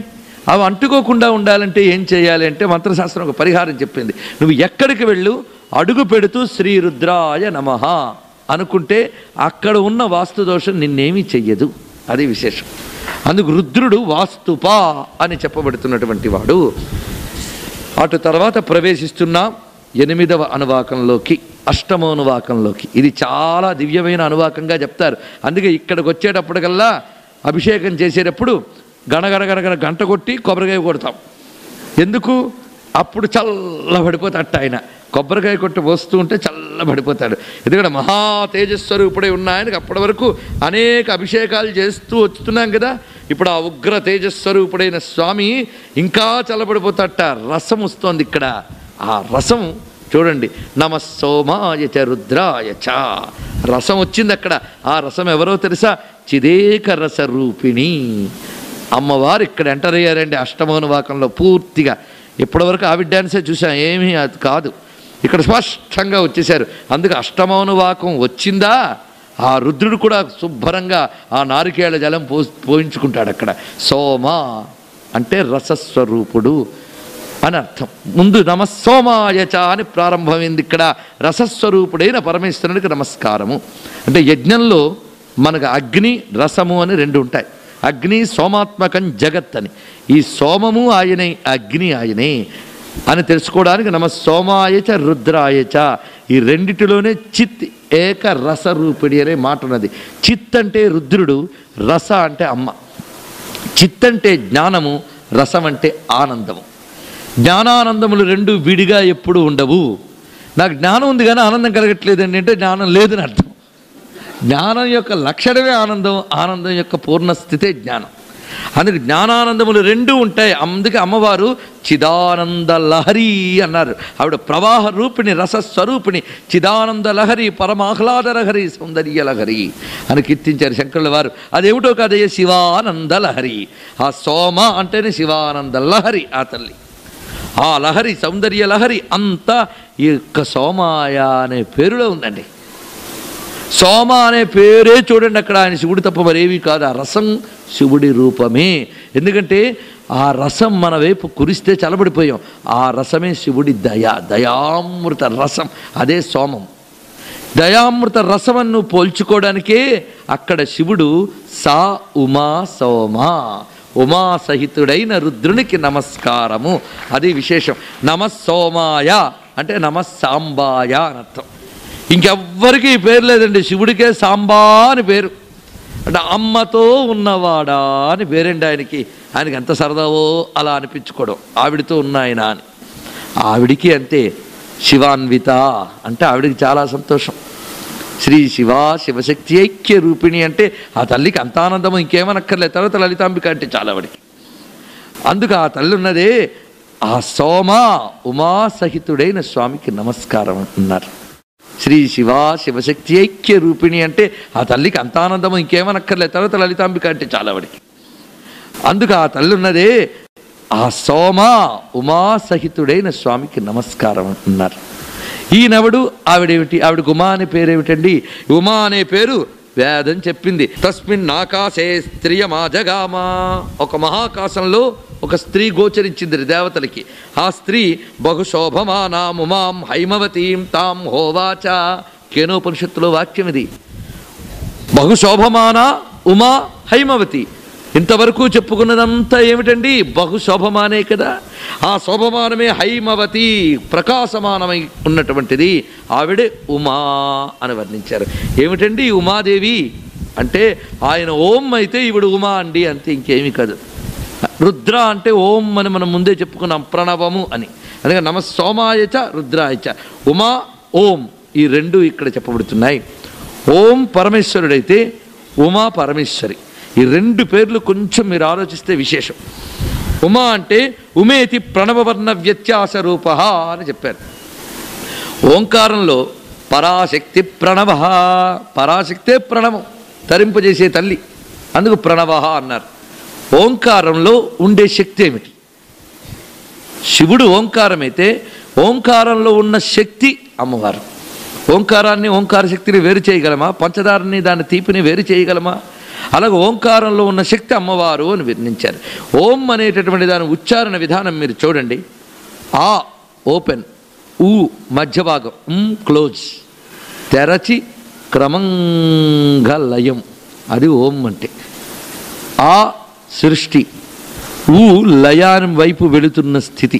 స్థితి అంటే ఏంటో కాదు, సృష్టింపబడి లయం వైపు వెళుతున్న మధ్య మార్గానికి స్థితి అని పేరు. అందుకే ఆ ఊ అం, ఆ అం దేనిలోకి వెళ్ళిపోతుందో అది లయకారకుడైన రుద్రుడు అని చెప్పుకున్నాం మనం. ఓం మన ఆ పూర్ణ స్థితిలో ఏం చెప్పబడుతున్నది? సృష్టి నుంచి లయం వైపు వెళ్ళిపోతూ ఉన్నాం, అవునా లేదా? సృష్టి నుంచి లయం వైపు అంటే కేవల కైవల్యం అని ఆయన ఎప్పుడూ కూడా సమస్త సంహారక తాండవాయ పేకప్ చెప్పేస్తాట ఆయన ఎప్పుడును.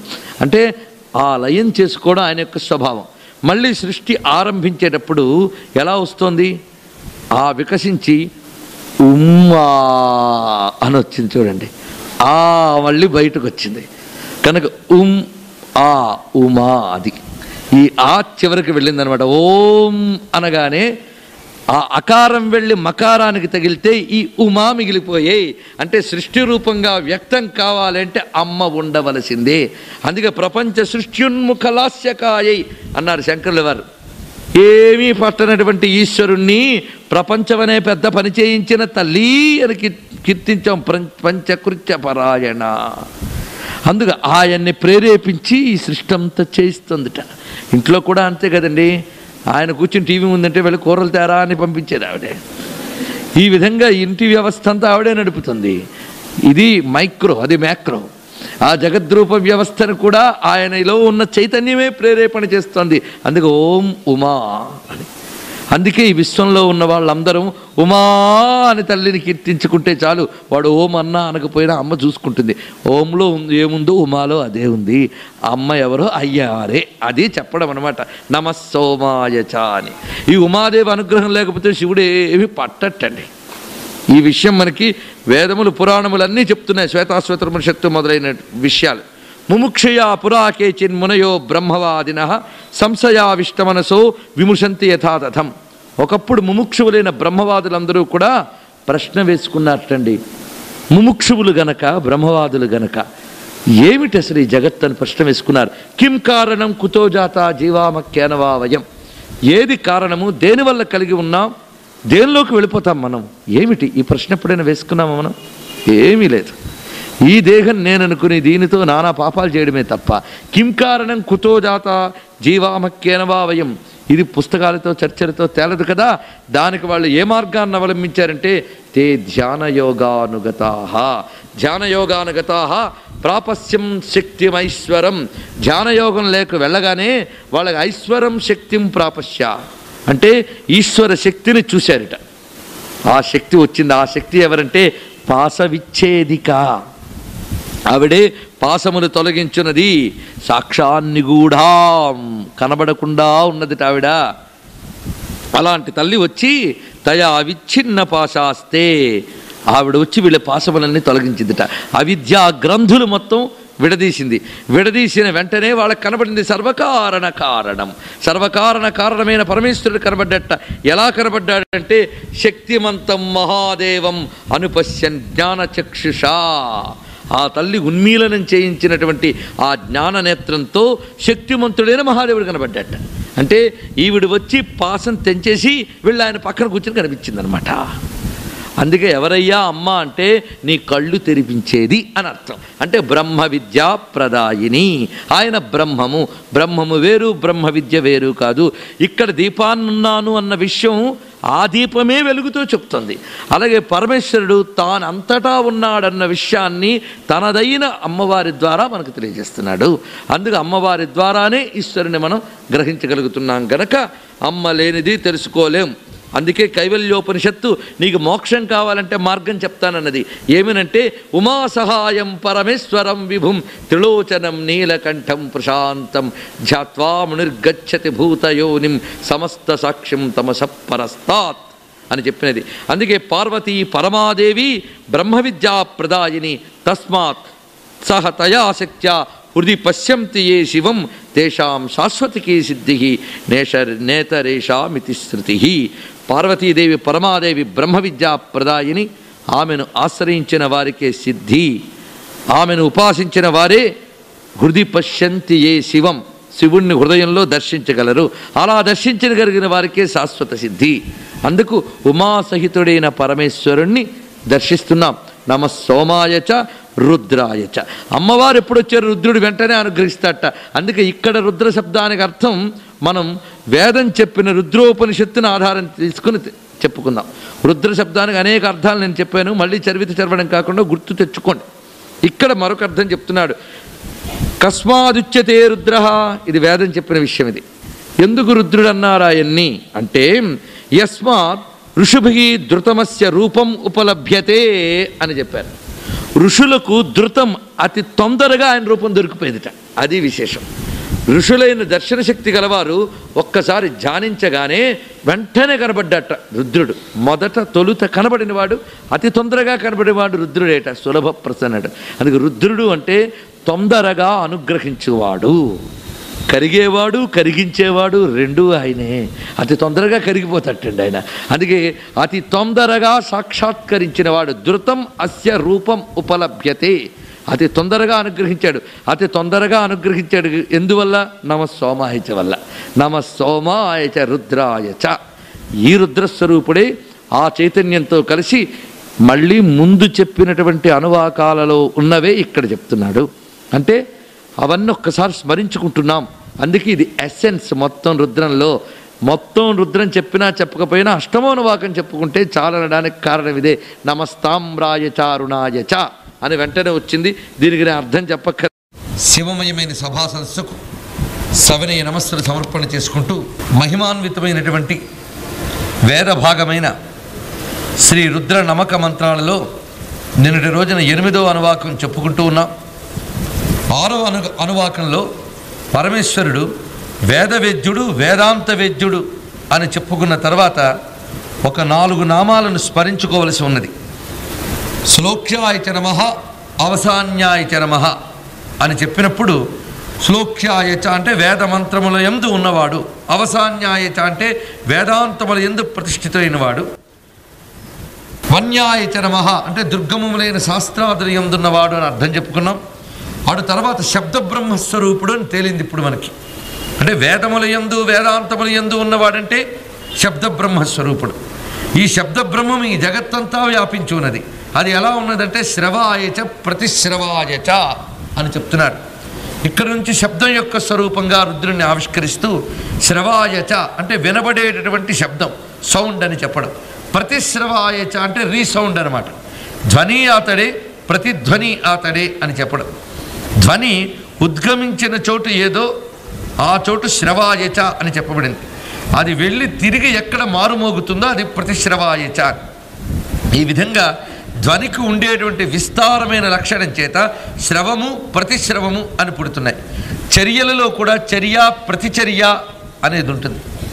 ఈ స్పందన ప్రతిస్పందన అనే విషయమే శ్రవాయ ప్రతిశ్రవాయ.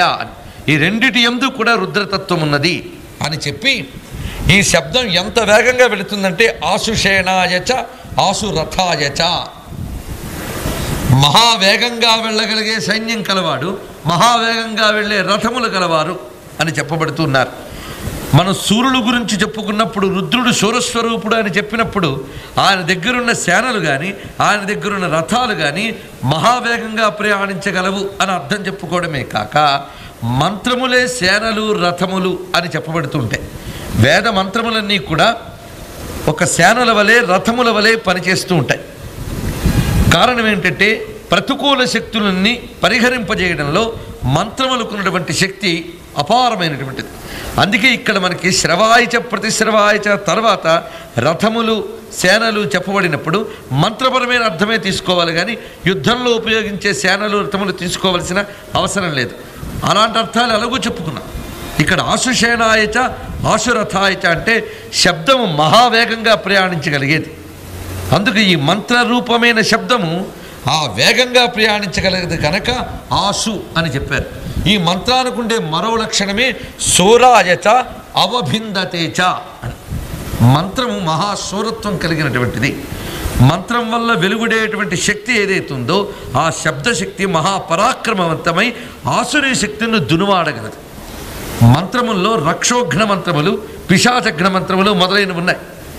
అవి ప్రయోగించడం చేత అవి శూరములై ఆ మంత్రములు ఆ రాక్షసుల్ని పిశాచాదుల్ని దునుమాడుతున్నాయి. అంతేకాదు అవభిందతేచ ఆ రాక్షస శక్తుల తలలు బద్దలు కొడుతున్నాయిట. అది అవభిందతే. భిందతే అంటే పగులగొట్టుట, అవభిందతే అంటే బాగా పగలగొడుతున్నాయని. పరమేశ్వరుని వేదం మరొక చోట చెప్తూ బ్రహ్మద్విషామూర్ధ్నే భినత్తి అని.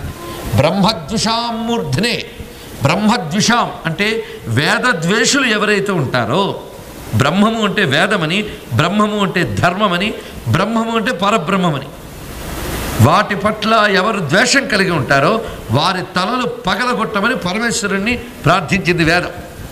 అందుకే బ్రహ్మద్విషాం మూర్ధినే భినత్తి అని. అవభిందతే అంటే అది అర్థం అన్నమాట. దేవతాద్వేషులైనటువంటి ఆసురీ శక్తుల యొక్క తలలు పగలగొట్టగలిగే శక్తి ఈ శ్రవాయచ ప్రతిశ్రవాయచ అనేటువంటి మంత్రశక్తుల యందు దాగి ఉన్నది. అందుకు మంత్రస్వరూపుడైన రుద్రుణ్ణి ఇక్కడ భావన చేస్తూ ఈ మంత్రములే కొన్ని మనకి కవచముల వలె కాపాడుతాయి. మంత్రములతో కవచాలు చేయడం ఎప్పటికీ మనకున్నది.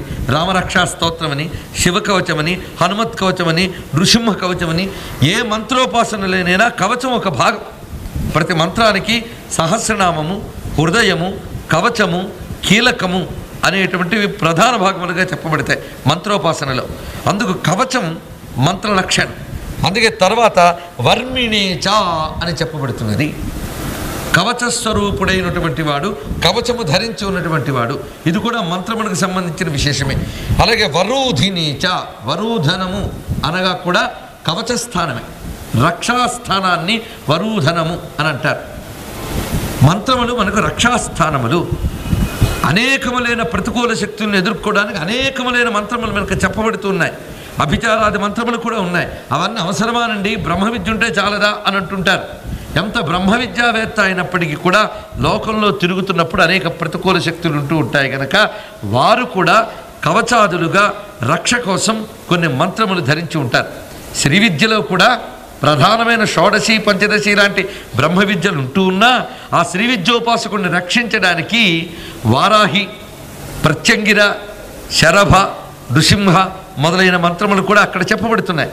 కారణం ఆ ఉపాసకుడు ఆ సిద్ధి పొందే వరకు వెళ్ళే మార్గంలో ఏ ప్రతికూలములైనవి వాడికి ఎదురు రాకూడదు. అవి కానీ ఎదురొచ్చాయా సాధనలు కుంటుపడతాయి. ఉదయం లేచి జపం చేసుకుందామంటే ఎక్కడలే నిద్రమత్తు వస్తుంది, ఏదో చిరాకు వస్తుంది. మనకు తెలియదు ఎందువల్ల వచ్చిందో. కొన్ని ప్రతికూల శక్తులు మన సాధన సాగనివ్వకుండా అడ్డుపడుతుంటాయి. అలాంటి వాటి నుంచి మనం రక్షణ పొందడానికే మంత్రశాస్త్రం అనేకమైన కవచ మంత్రాలని, కుర్చా మంత్రాలని కూడా ఇచ్చినది. వీటిని అందుకోసం వాడుకోవాలి. శత్రు బాధలు మన వైపు రాకుండా, మన వారి వైపు రాకుండా చూసుకోవాలి. అందుకే మహామహా ఉపాసకులకు కూడా దుష్ప్రయోగాలు జరిగినప్పుడు మంత్రశక్తులే ఆదుకున్నాయి. ఆదిశంకర భగవత్పాదులు ముమ్మారులు ప్రమాదకర పరిస్థితులు పడ్డారు. అయితే ఆయనకి శక్తి లేదా?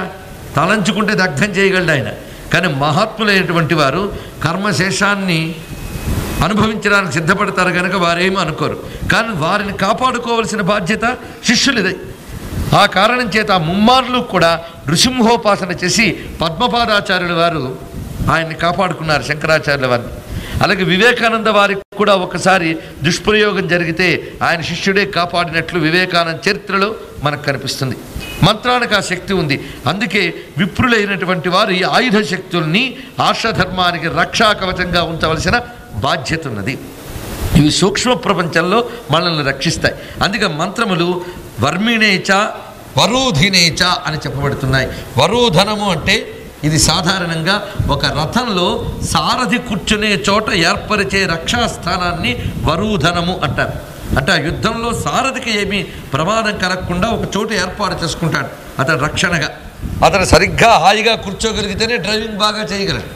ఆయన ఇరుక్కుంటూ బాధపడుతూ కూర్చుంటే రథం ముందుకు కదలదు. అందుకే ఆయన ముందు హాయిగా కూర్చోవాలి, ఆ సారథిని జాగ్రత్తగా చూసుకోవాలి. అందుకే ఆయన కూర్చున్న చోటు వరూధనము అని కూడా చెప్పబడుతూ ఉన్నది. అదేవిధంగా బిల్మినేచ, యోద్ధ అయిన పరమేశ్వరుడు. ఇవన్నీ కూడా రక్షకు సంబంధించినవే. ఇక్కడ నుంచి వర్మినేచ, వరూధినేచ, బిల్మినేచ, కవచినేచ ఇవన్నీ కూడా రక్షకు సంబంధించిన విషయములు. బిల్మినేచ అంటే రంధ్రము కల శిరస్త్రాణము ధరించిన వాడు, అంటే హెల్మెట్ అంటారు మనం. యోద్ధలు కూడా శిరస్త్రాణము, శిరస్సును రక్షించేదాన్ని ధరిస్తారు. అలాగే కవచినేచ, చీలమండల వరకు కూడా కవచాన్ని ధరించినటువంటి రుద్రస్వరూపాన్ని ఇందులో చూపిస్తున్నారు. ఇది మొత్తంగా మనం పరిశీలించవలసింది మంత్రస్వరూపుడు, శబ్దబ్రహ్మస్వరూపుడైన పరమేశ్వరుడు. ఏ ఆధారంగా ఈ వ్యాఖ్యానం చేశారండి అంటే శ్లోక్షాయచ, అవసాన్యాయచ, శ్రవాయచ, ప్రతిశ్రవాయచ అనే శబ్దాధారంగా సంప్రదాయబద్ధమైన వ్యాఖ్యానం ఇది. మంత్రస్వరూపుడు, శబ్దబ్రహ్మస్వరూపుడైన పరమేశ్వరుడు. ఏ ఆధారంగా ఈ వ్యాఖ్యానం చేశారండి అంటే శ్లోక్షాయచ, అవసాన్యాయచ, శ్రవాయచ, ప్రతిశ్రవాయచ అనే శబ్దాధారంగా సంప్రదాయబద్ధమైన వ్యాఖ్యానం ఇది. దీన్ని తెలుసుకుని సప్తమోనువాకంలో యుద్ధ విద్యాస్వరూపుణ్ణి గ్రహించి అష్టమోనువాకంలో నమస్సోమాయచ, రుద్రాయచ, నమస్తామ్రాయచ, అరుణాయచ వరకు నిన్న చెప్పుకున్నాం.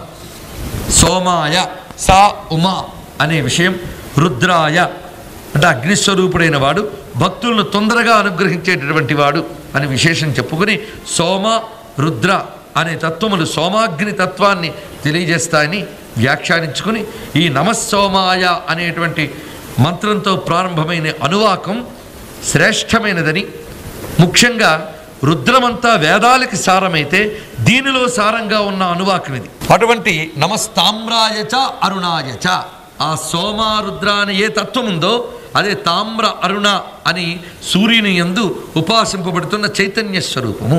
ఈ అరుణ అనే మాటే సోమ అనే మాటకి మనం కలిపి చూస్తే ఈ తామ్ర అరుణ రుద్ర ఈ తత్వమును కలబోస్తే అదే అరుణాం కరుణాతరంగితాక్షిం అయినటువంటి జగదంబిక యొక్క స్వరూపం, చిదేకర స్వరూపిణి అయినటువంటి అమ్మవారి యొక్క స్వరూపం ఇది.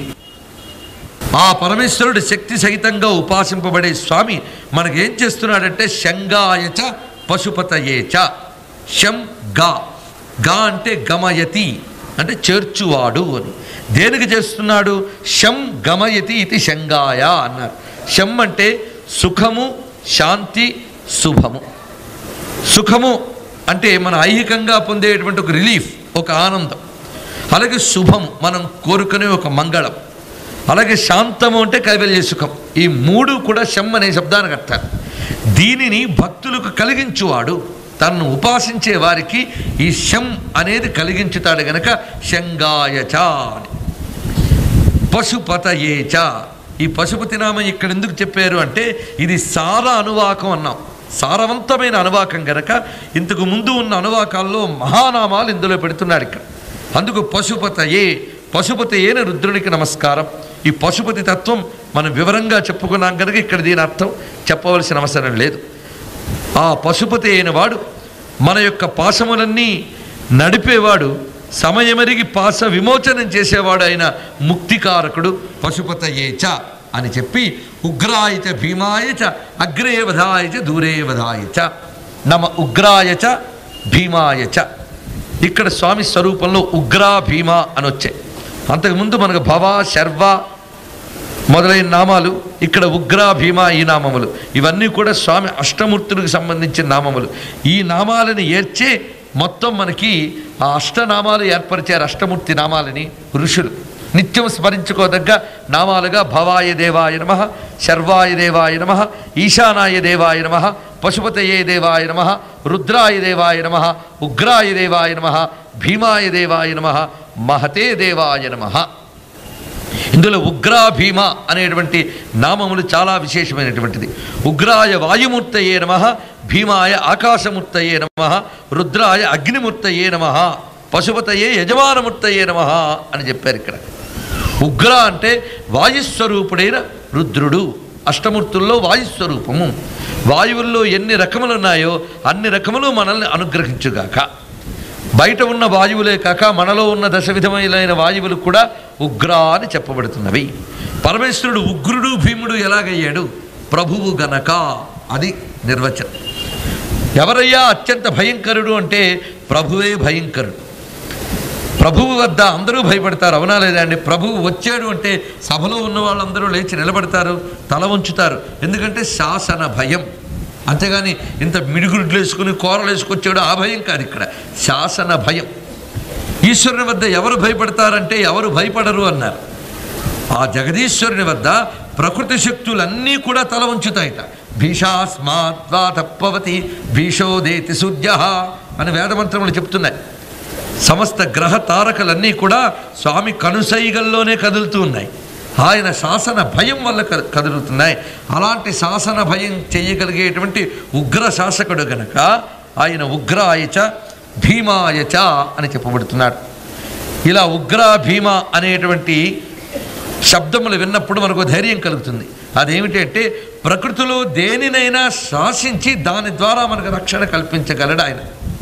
నువ్వు వెళ్ళి రక్షించిన భక్తుణ్ణి కాపాడుకో అని శివుడు ఆజ్ఞాపిస్తే ఏదైనా వచ్చి మనం రక్షించవలసిందే. అంతేగా నువ్వెవరు అయ్యా నాకు చెప్పడానికి అనడానికి లేదు. ఆయన శాసన అంతే, తిరిగి క్వశ్చన్ లేదు, ఆర్గ్యుమెంట్ లేదు ఆయన దగ్గర. ఉగ్రాయచ భీమాయచ. ఆయన రక్షణ ఎలా ఉంటుందంటే అగ్రే వధాయచ దూరే వధాయచ. ఆయన శత్రువుల్ని ఎలా సంహరించగలడు అంటే అగ్రే వధాయచ, ముందుండి చంపగలడు, దూరం నుండే చంపగలడు అన్నాడు. రెండూ చేయగలట్టు ఆయన. శత్రువుకు ముందు వెళ్ళి సంహరించగలడు, అంతేకాదు దూరం నుండే సంహరించగలడు, రెండూ చేయగలడు. అంటే అంత మహాప్రతాపశాలి. ఎదురుగా ఉండి యుద్ధం చేయగలడు, ఎక్కడో దూరం నుండి కూడా సంహరింపజేయగలడు. ఆయన యొక్క వేటు నుంచి, చూపు నుంచి ఏ ఒక్కడూ తప్పించుకోలేడు. ఎంత దూరాన్నైనా సరే పరమేశ్వరుని యొక్క శాసనం అమలవుతుంది. తన యొక్క ధర్మాన్ని ఎవరు దాటుతారో వారిని శిక్షిస్తాడు ఆయన. అలాగే భక్తులని కాపాడడానికి ఆయన శత్రు సంహారం చేయడానికి ముందుకొస్తాడు. ఆ వచ్చినప్పుడు ఏ విధంగా కాపాడుకుంటాడు అనేది అగ్రే వధాయచ దూరే వధాయచ అనే నామం ద్వారా మనం తెలుసుకోవచ్చు. దీని గురించి మనం తెలుసుకోవాలి, ఈ నామాలు అర్థం కావాలంటే మహాభారతంలో అశ్వమేధ పర్వంలో ద్రోణ పర్వంలో చాలా చక్కని విషయాలు ఉన్నాయి. ఈ అగ్రేవధాయచ దూరేవధాయచ గురించి. అగ్రేవధాయచ అంటే ముందుండి శత్రువుల్ని సంహరించేవాడు అనగా అర్జునుడి యొక్క రథానికి ముందు పరమశివుడు జడలు విరబూసుకుని శూలముద్యంతం శూలాన్ని ప్రయోగించినప్పుడు ఆ శూలం ఎత్తి పట్టుకున్నట్టు ఆయన. అంతే, ఆ ఎత్తి పట్టుకున్న శూలము నుంచి అనంతానంతమైన శూలాలు వెలికి వచ్చేట. అవన్నీ అగ్నిజ్వాలలు వెదజల్లుతూ వెళ్ళి శత్రు సంహారం చేశాయి. ఇది అగ్రేవధాయచ. ఇక దూరేవధాయచ అంటే ఇంకా అవతల శత్రువు ఎలాంటి వాడో, వాడు నాకు లొంగుతాడో లేదో అని మనం అన్నీ ప్లాన్ చేసుకునే లోపలే ఆ శత్రువుని నిర్వీర్యం చేయగలడు పరమేశ్వరుడు. మనకంటే ముందే నిర్వీర్యం చేసేస్తాడు దూరేవధాయచ అని చెప్పడంలో. అందుకే ఈ విషయమే కృష్ణ పరమాత్మ చెప్తారు, నిహతాంతేన వై పూర్వం అని. ఆ పరమేశ్వరుడే ఎప్పుడో సంహరించేశాడయ్యా ఆ శత్రువులందరినీ కూడా, నువ్వు ఊరికినే నిమిత్త మాత్రుడు మాత్రమే అని.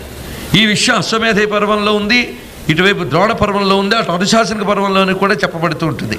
ఇది కాక ఈ మాటే ఆయన విశ్వరూపంలో చెప్పాడు, మయైవైతాన్ నిహతాన్ అని. ఆ మొత్తం అందరూ కూడా నా చేత ముందే సంహరింపబడ్డారని. ఆ కారణం చేత అర్జునునికి విశ్వరూపంలో ఆయన వదనంలో ద్రోణంచ భీష్మంచ జయద్రథంచ కర్ణం తధాన్యాన్యపి యోధవీరాన్ మయాహతాన్ అని చెప్పాడు కృష్ణ పరమాత్మ. ఈ ద్రోణ భీష్మాదులందరూ కూడా నా చేత ఎప్పుడో చంపబడ్డారయ్యా అని చెప్పాడు. అంటే కాలం మనం ఇక్కడ నిలబడి చూస్తే వర్తమానం, దాటి చూస్తే దానికి వర్తమాన భవిష్యత్తు భూతములని అంచులు దాటిపోతుంది. అలాంటి అఖండ కాలస్వరూపాన్ని చూపించాడు శ్రీకృష్ణ పరమాత్మ. చూపించి కాలోస్మి లోకక్షయకృత ప్రవృద్ధో అని తన యొక్క ఆ విశ్వరూపం పేరు కాలాగ్ని రుద్ర స్వరూపము అని కృష్ణ పరమాత్మ చెప్పాడు. ఆ కాలాగ్ని రుద్రుడు ఆయన్ను ఉపాసన చేస్తే అన్ని కాలములు మనకు అనుకూలమే.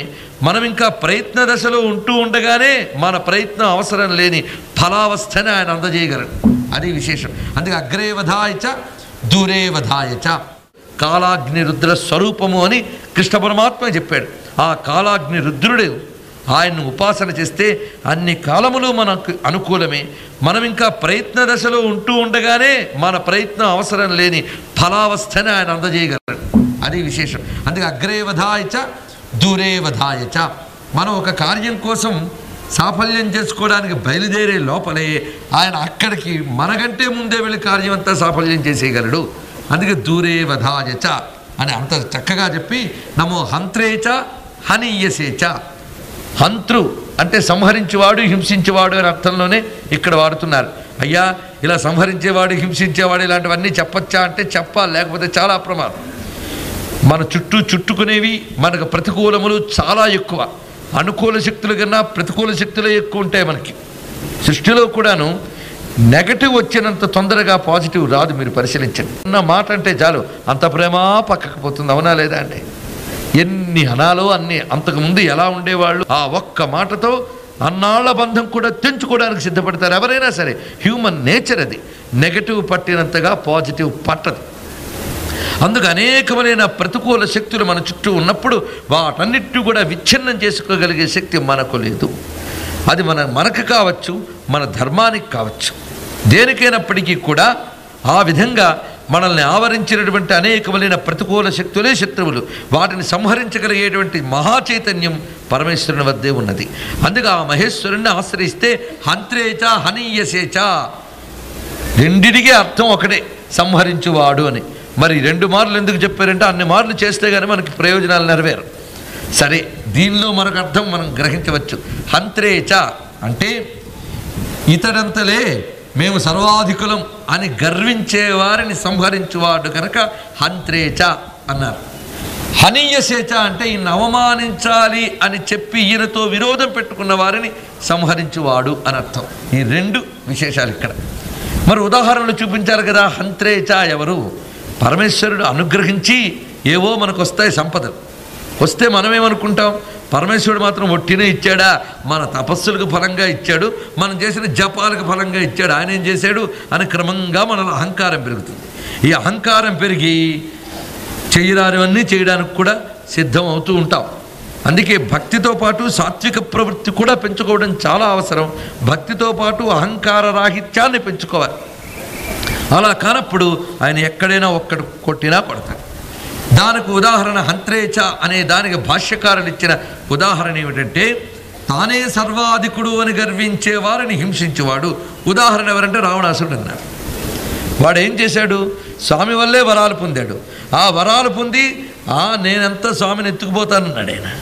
నీ వల్ల కాదురా అన్న నందీశ్వరుడితో తగువ పెట్టుకున్నాడు. అక్కడితో ఆకుండా కైలాసాన్నే ఎత్తేస్తానన్నాడు.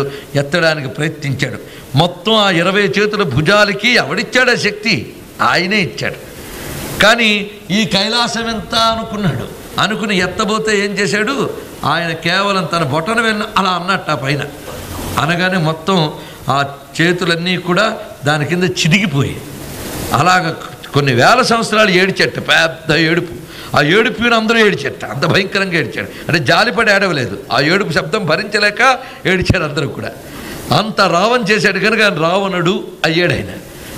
అలాగా వాడికి అక్కడితో ఆగలే. ఇంకా అహంకరిస్తే రామరూపంలో ఆయనే సంహరింపజేశాడు. అందుకే హంత్రేచ. ఇక హనీయసేచ. హనీయసేచ అంటే తన మీద ద్వేషము విరోధము పెట్టుకుని నిరంతరం నిందిస్తూ తిరిగే వాళ్ళు ఉన్నారే, వాళ్ళ పని కూడా పూర్తి చేసేవాడు అని. దానికి ఉదాహరణ దక్ష ప్రజాపతి. అందుకే హంత్రేచ అన్నప్పుడు రావణాసురుడు మొదలైన అహంకార పూరితుని సంహరించిన వాడు అని అర్థం. అక్కడ హనీయసేచ అంటే ద్వేషబుద్ధి కలిగినటువంటి దుర్మార్గుల్ని శిక్షించువాడు అని అర్థాన్ని తీసుకోవచ్చు. ఇలా ఉన్న స్వామిని నమో వృక్షేభ్యో హరికేశేభ్య అన్నారు. ఇంతకుముందు వృక్షాల గురించి చాలా చెప్పుకున్నాం. మళ్ళీ అష్టమోనువాకంలో ఎందుకు చెప్పారంటే, ముందు గడచిన నామాల్లో ఈ నామం చాలా విశిష్టమైనదని మళ్ళీ ఇక్కడ తీసుకొచ్చారు. మీరు అనువాకం చూస్తే ముందు అనువాకాల్లో ఉన్నటువంటి దివ్యమైన నామములు ఏర్చి కూర్చిపెట్టినట్టుగా గోచరిస్తాయి ఇక్కడ మనకి. అది విశేషం. అందుకే వృక్షేభ్యో హరికేశేభ్యో అనడంలో అంతరార్థం ఏంటంటే, వృక్ష రూపముల్లో హరికేశములు అనగా ఆకుపచ్చని కేశములు కలిగినటువంటి వాడు అని. దీని గురించి మనం చాలా వివరం చెప్పుకున్నాం. కానీ వృక్షము అని శివుణ్ణి అన్నారు కనుక ఒక్కసారి చూద్దాం. పచ్చని చెట్టుని చూస్తే పరమేశ్వరుడు గుర్తు రావాలి అని మనం చెప్పుకున్నాం. అసలు పరమేశ్వరుడు ఎలాంటి రూపాలతో ఉన్నాడంటే, మనకు మారేడు మొదలైన చెట్లన్నీ ఆయన రూపములే.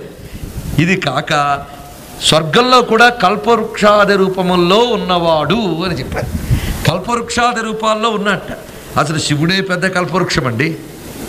ఈ విషయం మనకి పాండురంగ మహాత్మ్యంలో తెనాలి రామకృష్ణుడు చెప్తాడు. ఈ చిగురాకు ఈ ప్రసవమీ పువ్వుదేన ఎంత ఎప్పని చుచితిరే యటంచు తన చుట్టూ సుఖాదులు నిలిచి కొల్వగా. సుఖములన్నీ వచ్చి ఒక చెట్టు దగ్గరికి వచ్చేట. సుఖములంటే ఏమిటి? చిలకలు. చిలకలన్నీ వచ్చి ఈ చిగురాకు ఎంత బాగుందో, ఈ పువ్వు బాగుందో, ఈ తేనె బాగుంది చూసారా అని అంటున్నాయట. అలా సుఖాదులన్నీ కొలుచుకుంటూ ఉంటే ఉన్న చెట్టుకు నమస్కారం అన్నాడు. ఆ చెట్టు ఎవరయ్యా అంటే శివుట్ట. ఎలాగో చూడండి ఇక్కడ. ఆ చిగురాకు ఏదంటే కపర్దాంచిత అన్నాడు. కపర్దం ఆ జటాజూటమే చిగుళ్ళుట. అది చిగురాకులతో నిండిపోయిన చెట్టు. అది చిగుళ్ళు ఎలాగైతే లేత ఎర్రని కాంతులతో ఉంటాయో అలాంటి జటాజూటం అవి చిగురాకుల్లా ఉన్నాయి. ఇక అందులో కుసుమం ఉందిట, చక్కటి కుసుమం. అదేంటంటే చందమామ. ఇక తేనె కూడా ఉన్నది అందులో. అదేంటంటే గాంగజరి, ఆయన నుంచి వస్తున్నటువంటిది. చూసారా ఎంత బాగున్నదో అని. సుఖాదులు నిల్చుకొల్లవగా. సుఖాదులు అంటే చిలకలు మొదలైనవి అని చెట్టుకి అర్థం. శివుడే అయితే సుఖాదులు అంటే సుఖమహర్షి మొదలైన వారందరూ నిలిచి కొలుచుకుంటున్న కల్పవృక్షానికి నమస్కారం అన్నారు. ఈ కల్పవృక్షం ఏదివ్వదు చెప్పండి. అందుకే విశ్వనాథ వారు చెప్తారు, అక్రీబద్వయమూర్తి నీదు జడలయ్యా బాలపత్రావళు శుక్లద్వాదశి చంద్రఖండము జటాజూటిన్ ప్రసూనంబు నిత్యక్లిన్నంబును భస్మపుప్పొడి మధుస్యందంబు జోగంగా నాయీ క్లేశంబు హరింప సౌరతరుమూర్తి చూడు విశ్వేశ్వరా అని చెప్పారు ఆయన. నీదు జడలు అయ్యా బాలపత్రావళు శుక్లద్వాదశి చంద్రఖండము జటాజూటిన్ ప్రసూనంబు నిత్యక్లిన్నంబును భస్మ పుప్పొడి. ఆ పువ్వుల పుప్పొడిలాగా ఆయన ఒంటి నిండా భస్మం ఉందిట. ఇక మధుస్యందంబు జోగంగా ఆ తేనె ధారలాగా గంగ కురుస్తున్నటువంటిది. మరి కల్పవృక్షం ఏం చేస్తుందంటే, నా ఈ క్లేశంబు హరింప సౌరతరుమూర్తి చూడు విశ్వేశ్వర. ఓ కల్పవృక్ష స్వరూపమా నన్ను అనుగ్రహించవయ్యా. శివుడు అంటేనే కల్పవృక్షం. కల్పవృక్షం ఏది కోరుకుంటే అది ఇస్తుంది. ఈ శివుడనే కల్పవృక్షం కూడా భక్తులకు ఏది కోరుకున్నా అది ఇస్తుంది కనుక శివుడు పచ్చని చెట్టు వంటివాడు. అందుకే ఆ పరమేశ్వరుడికి పేరేమిటి అంటే లోకమునకు నీడం ఎత్ర విశ్వంభవత్యేక నీడం అని మనకి వేదములే చెప్తున్నాయి. ఎక్కడ విశ్వమంతా ఒక గూటిలో ఒదిగినట్లు ఒదిగి ఉందో అది బ్రహ్మము అని. ఒక గూటిలో పక్షులన్నీ ఎంత భద్రంగా ఉన్నాయో శివుడనేటటువంటి చెట్టు యందు ఈ విశ్వమంతా ఆశ్రయించుకున్నదిట. ఒక్క చెట్టును ఆశ్రయించుకుని ఎన్ని పక్షులు ఉంటాయండి. అలాగే ఈ విశ్వంలో ఉన్న పక్షులందరూ, ఈ జీవులందరూ ఆ శివుడనేటువంటి కల్పవృక్షాన్ని ఆశ్రయించుకుని తమ జీవితాన్ని గడుపుతున్నాయి. అందుకు వృక్షేభ్యో హరికేశేభ్య అంటే పచ్చని చెట్టు ఆయన, అంతేగాని ఎండిన చెట్టు కాదు ఆయన, పచ్చని చెట్టు. ఆ పచ్చని చెట్టు అంటే ఫలములతో వాటన్నిటితో కూడి మనకు కావలసిన అభీష్ట ఫలాల్ని అందజేసే కల్పవృక్ష స్వరూపము. అందుకే వృక్షేభ్యో హరికేశేభ్య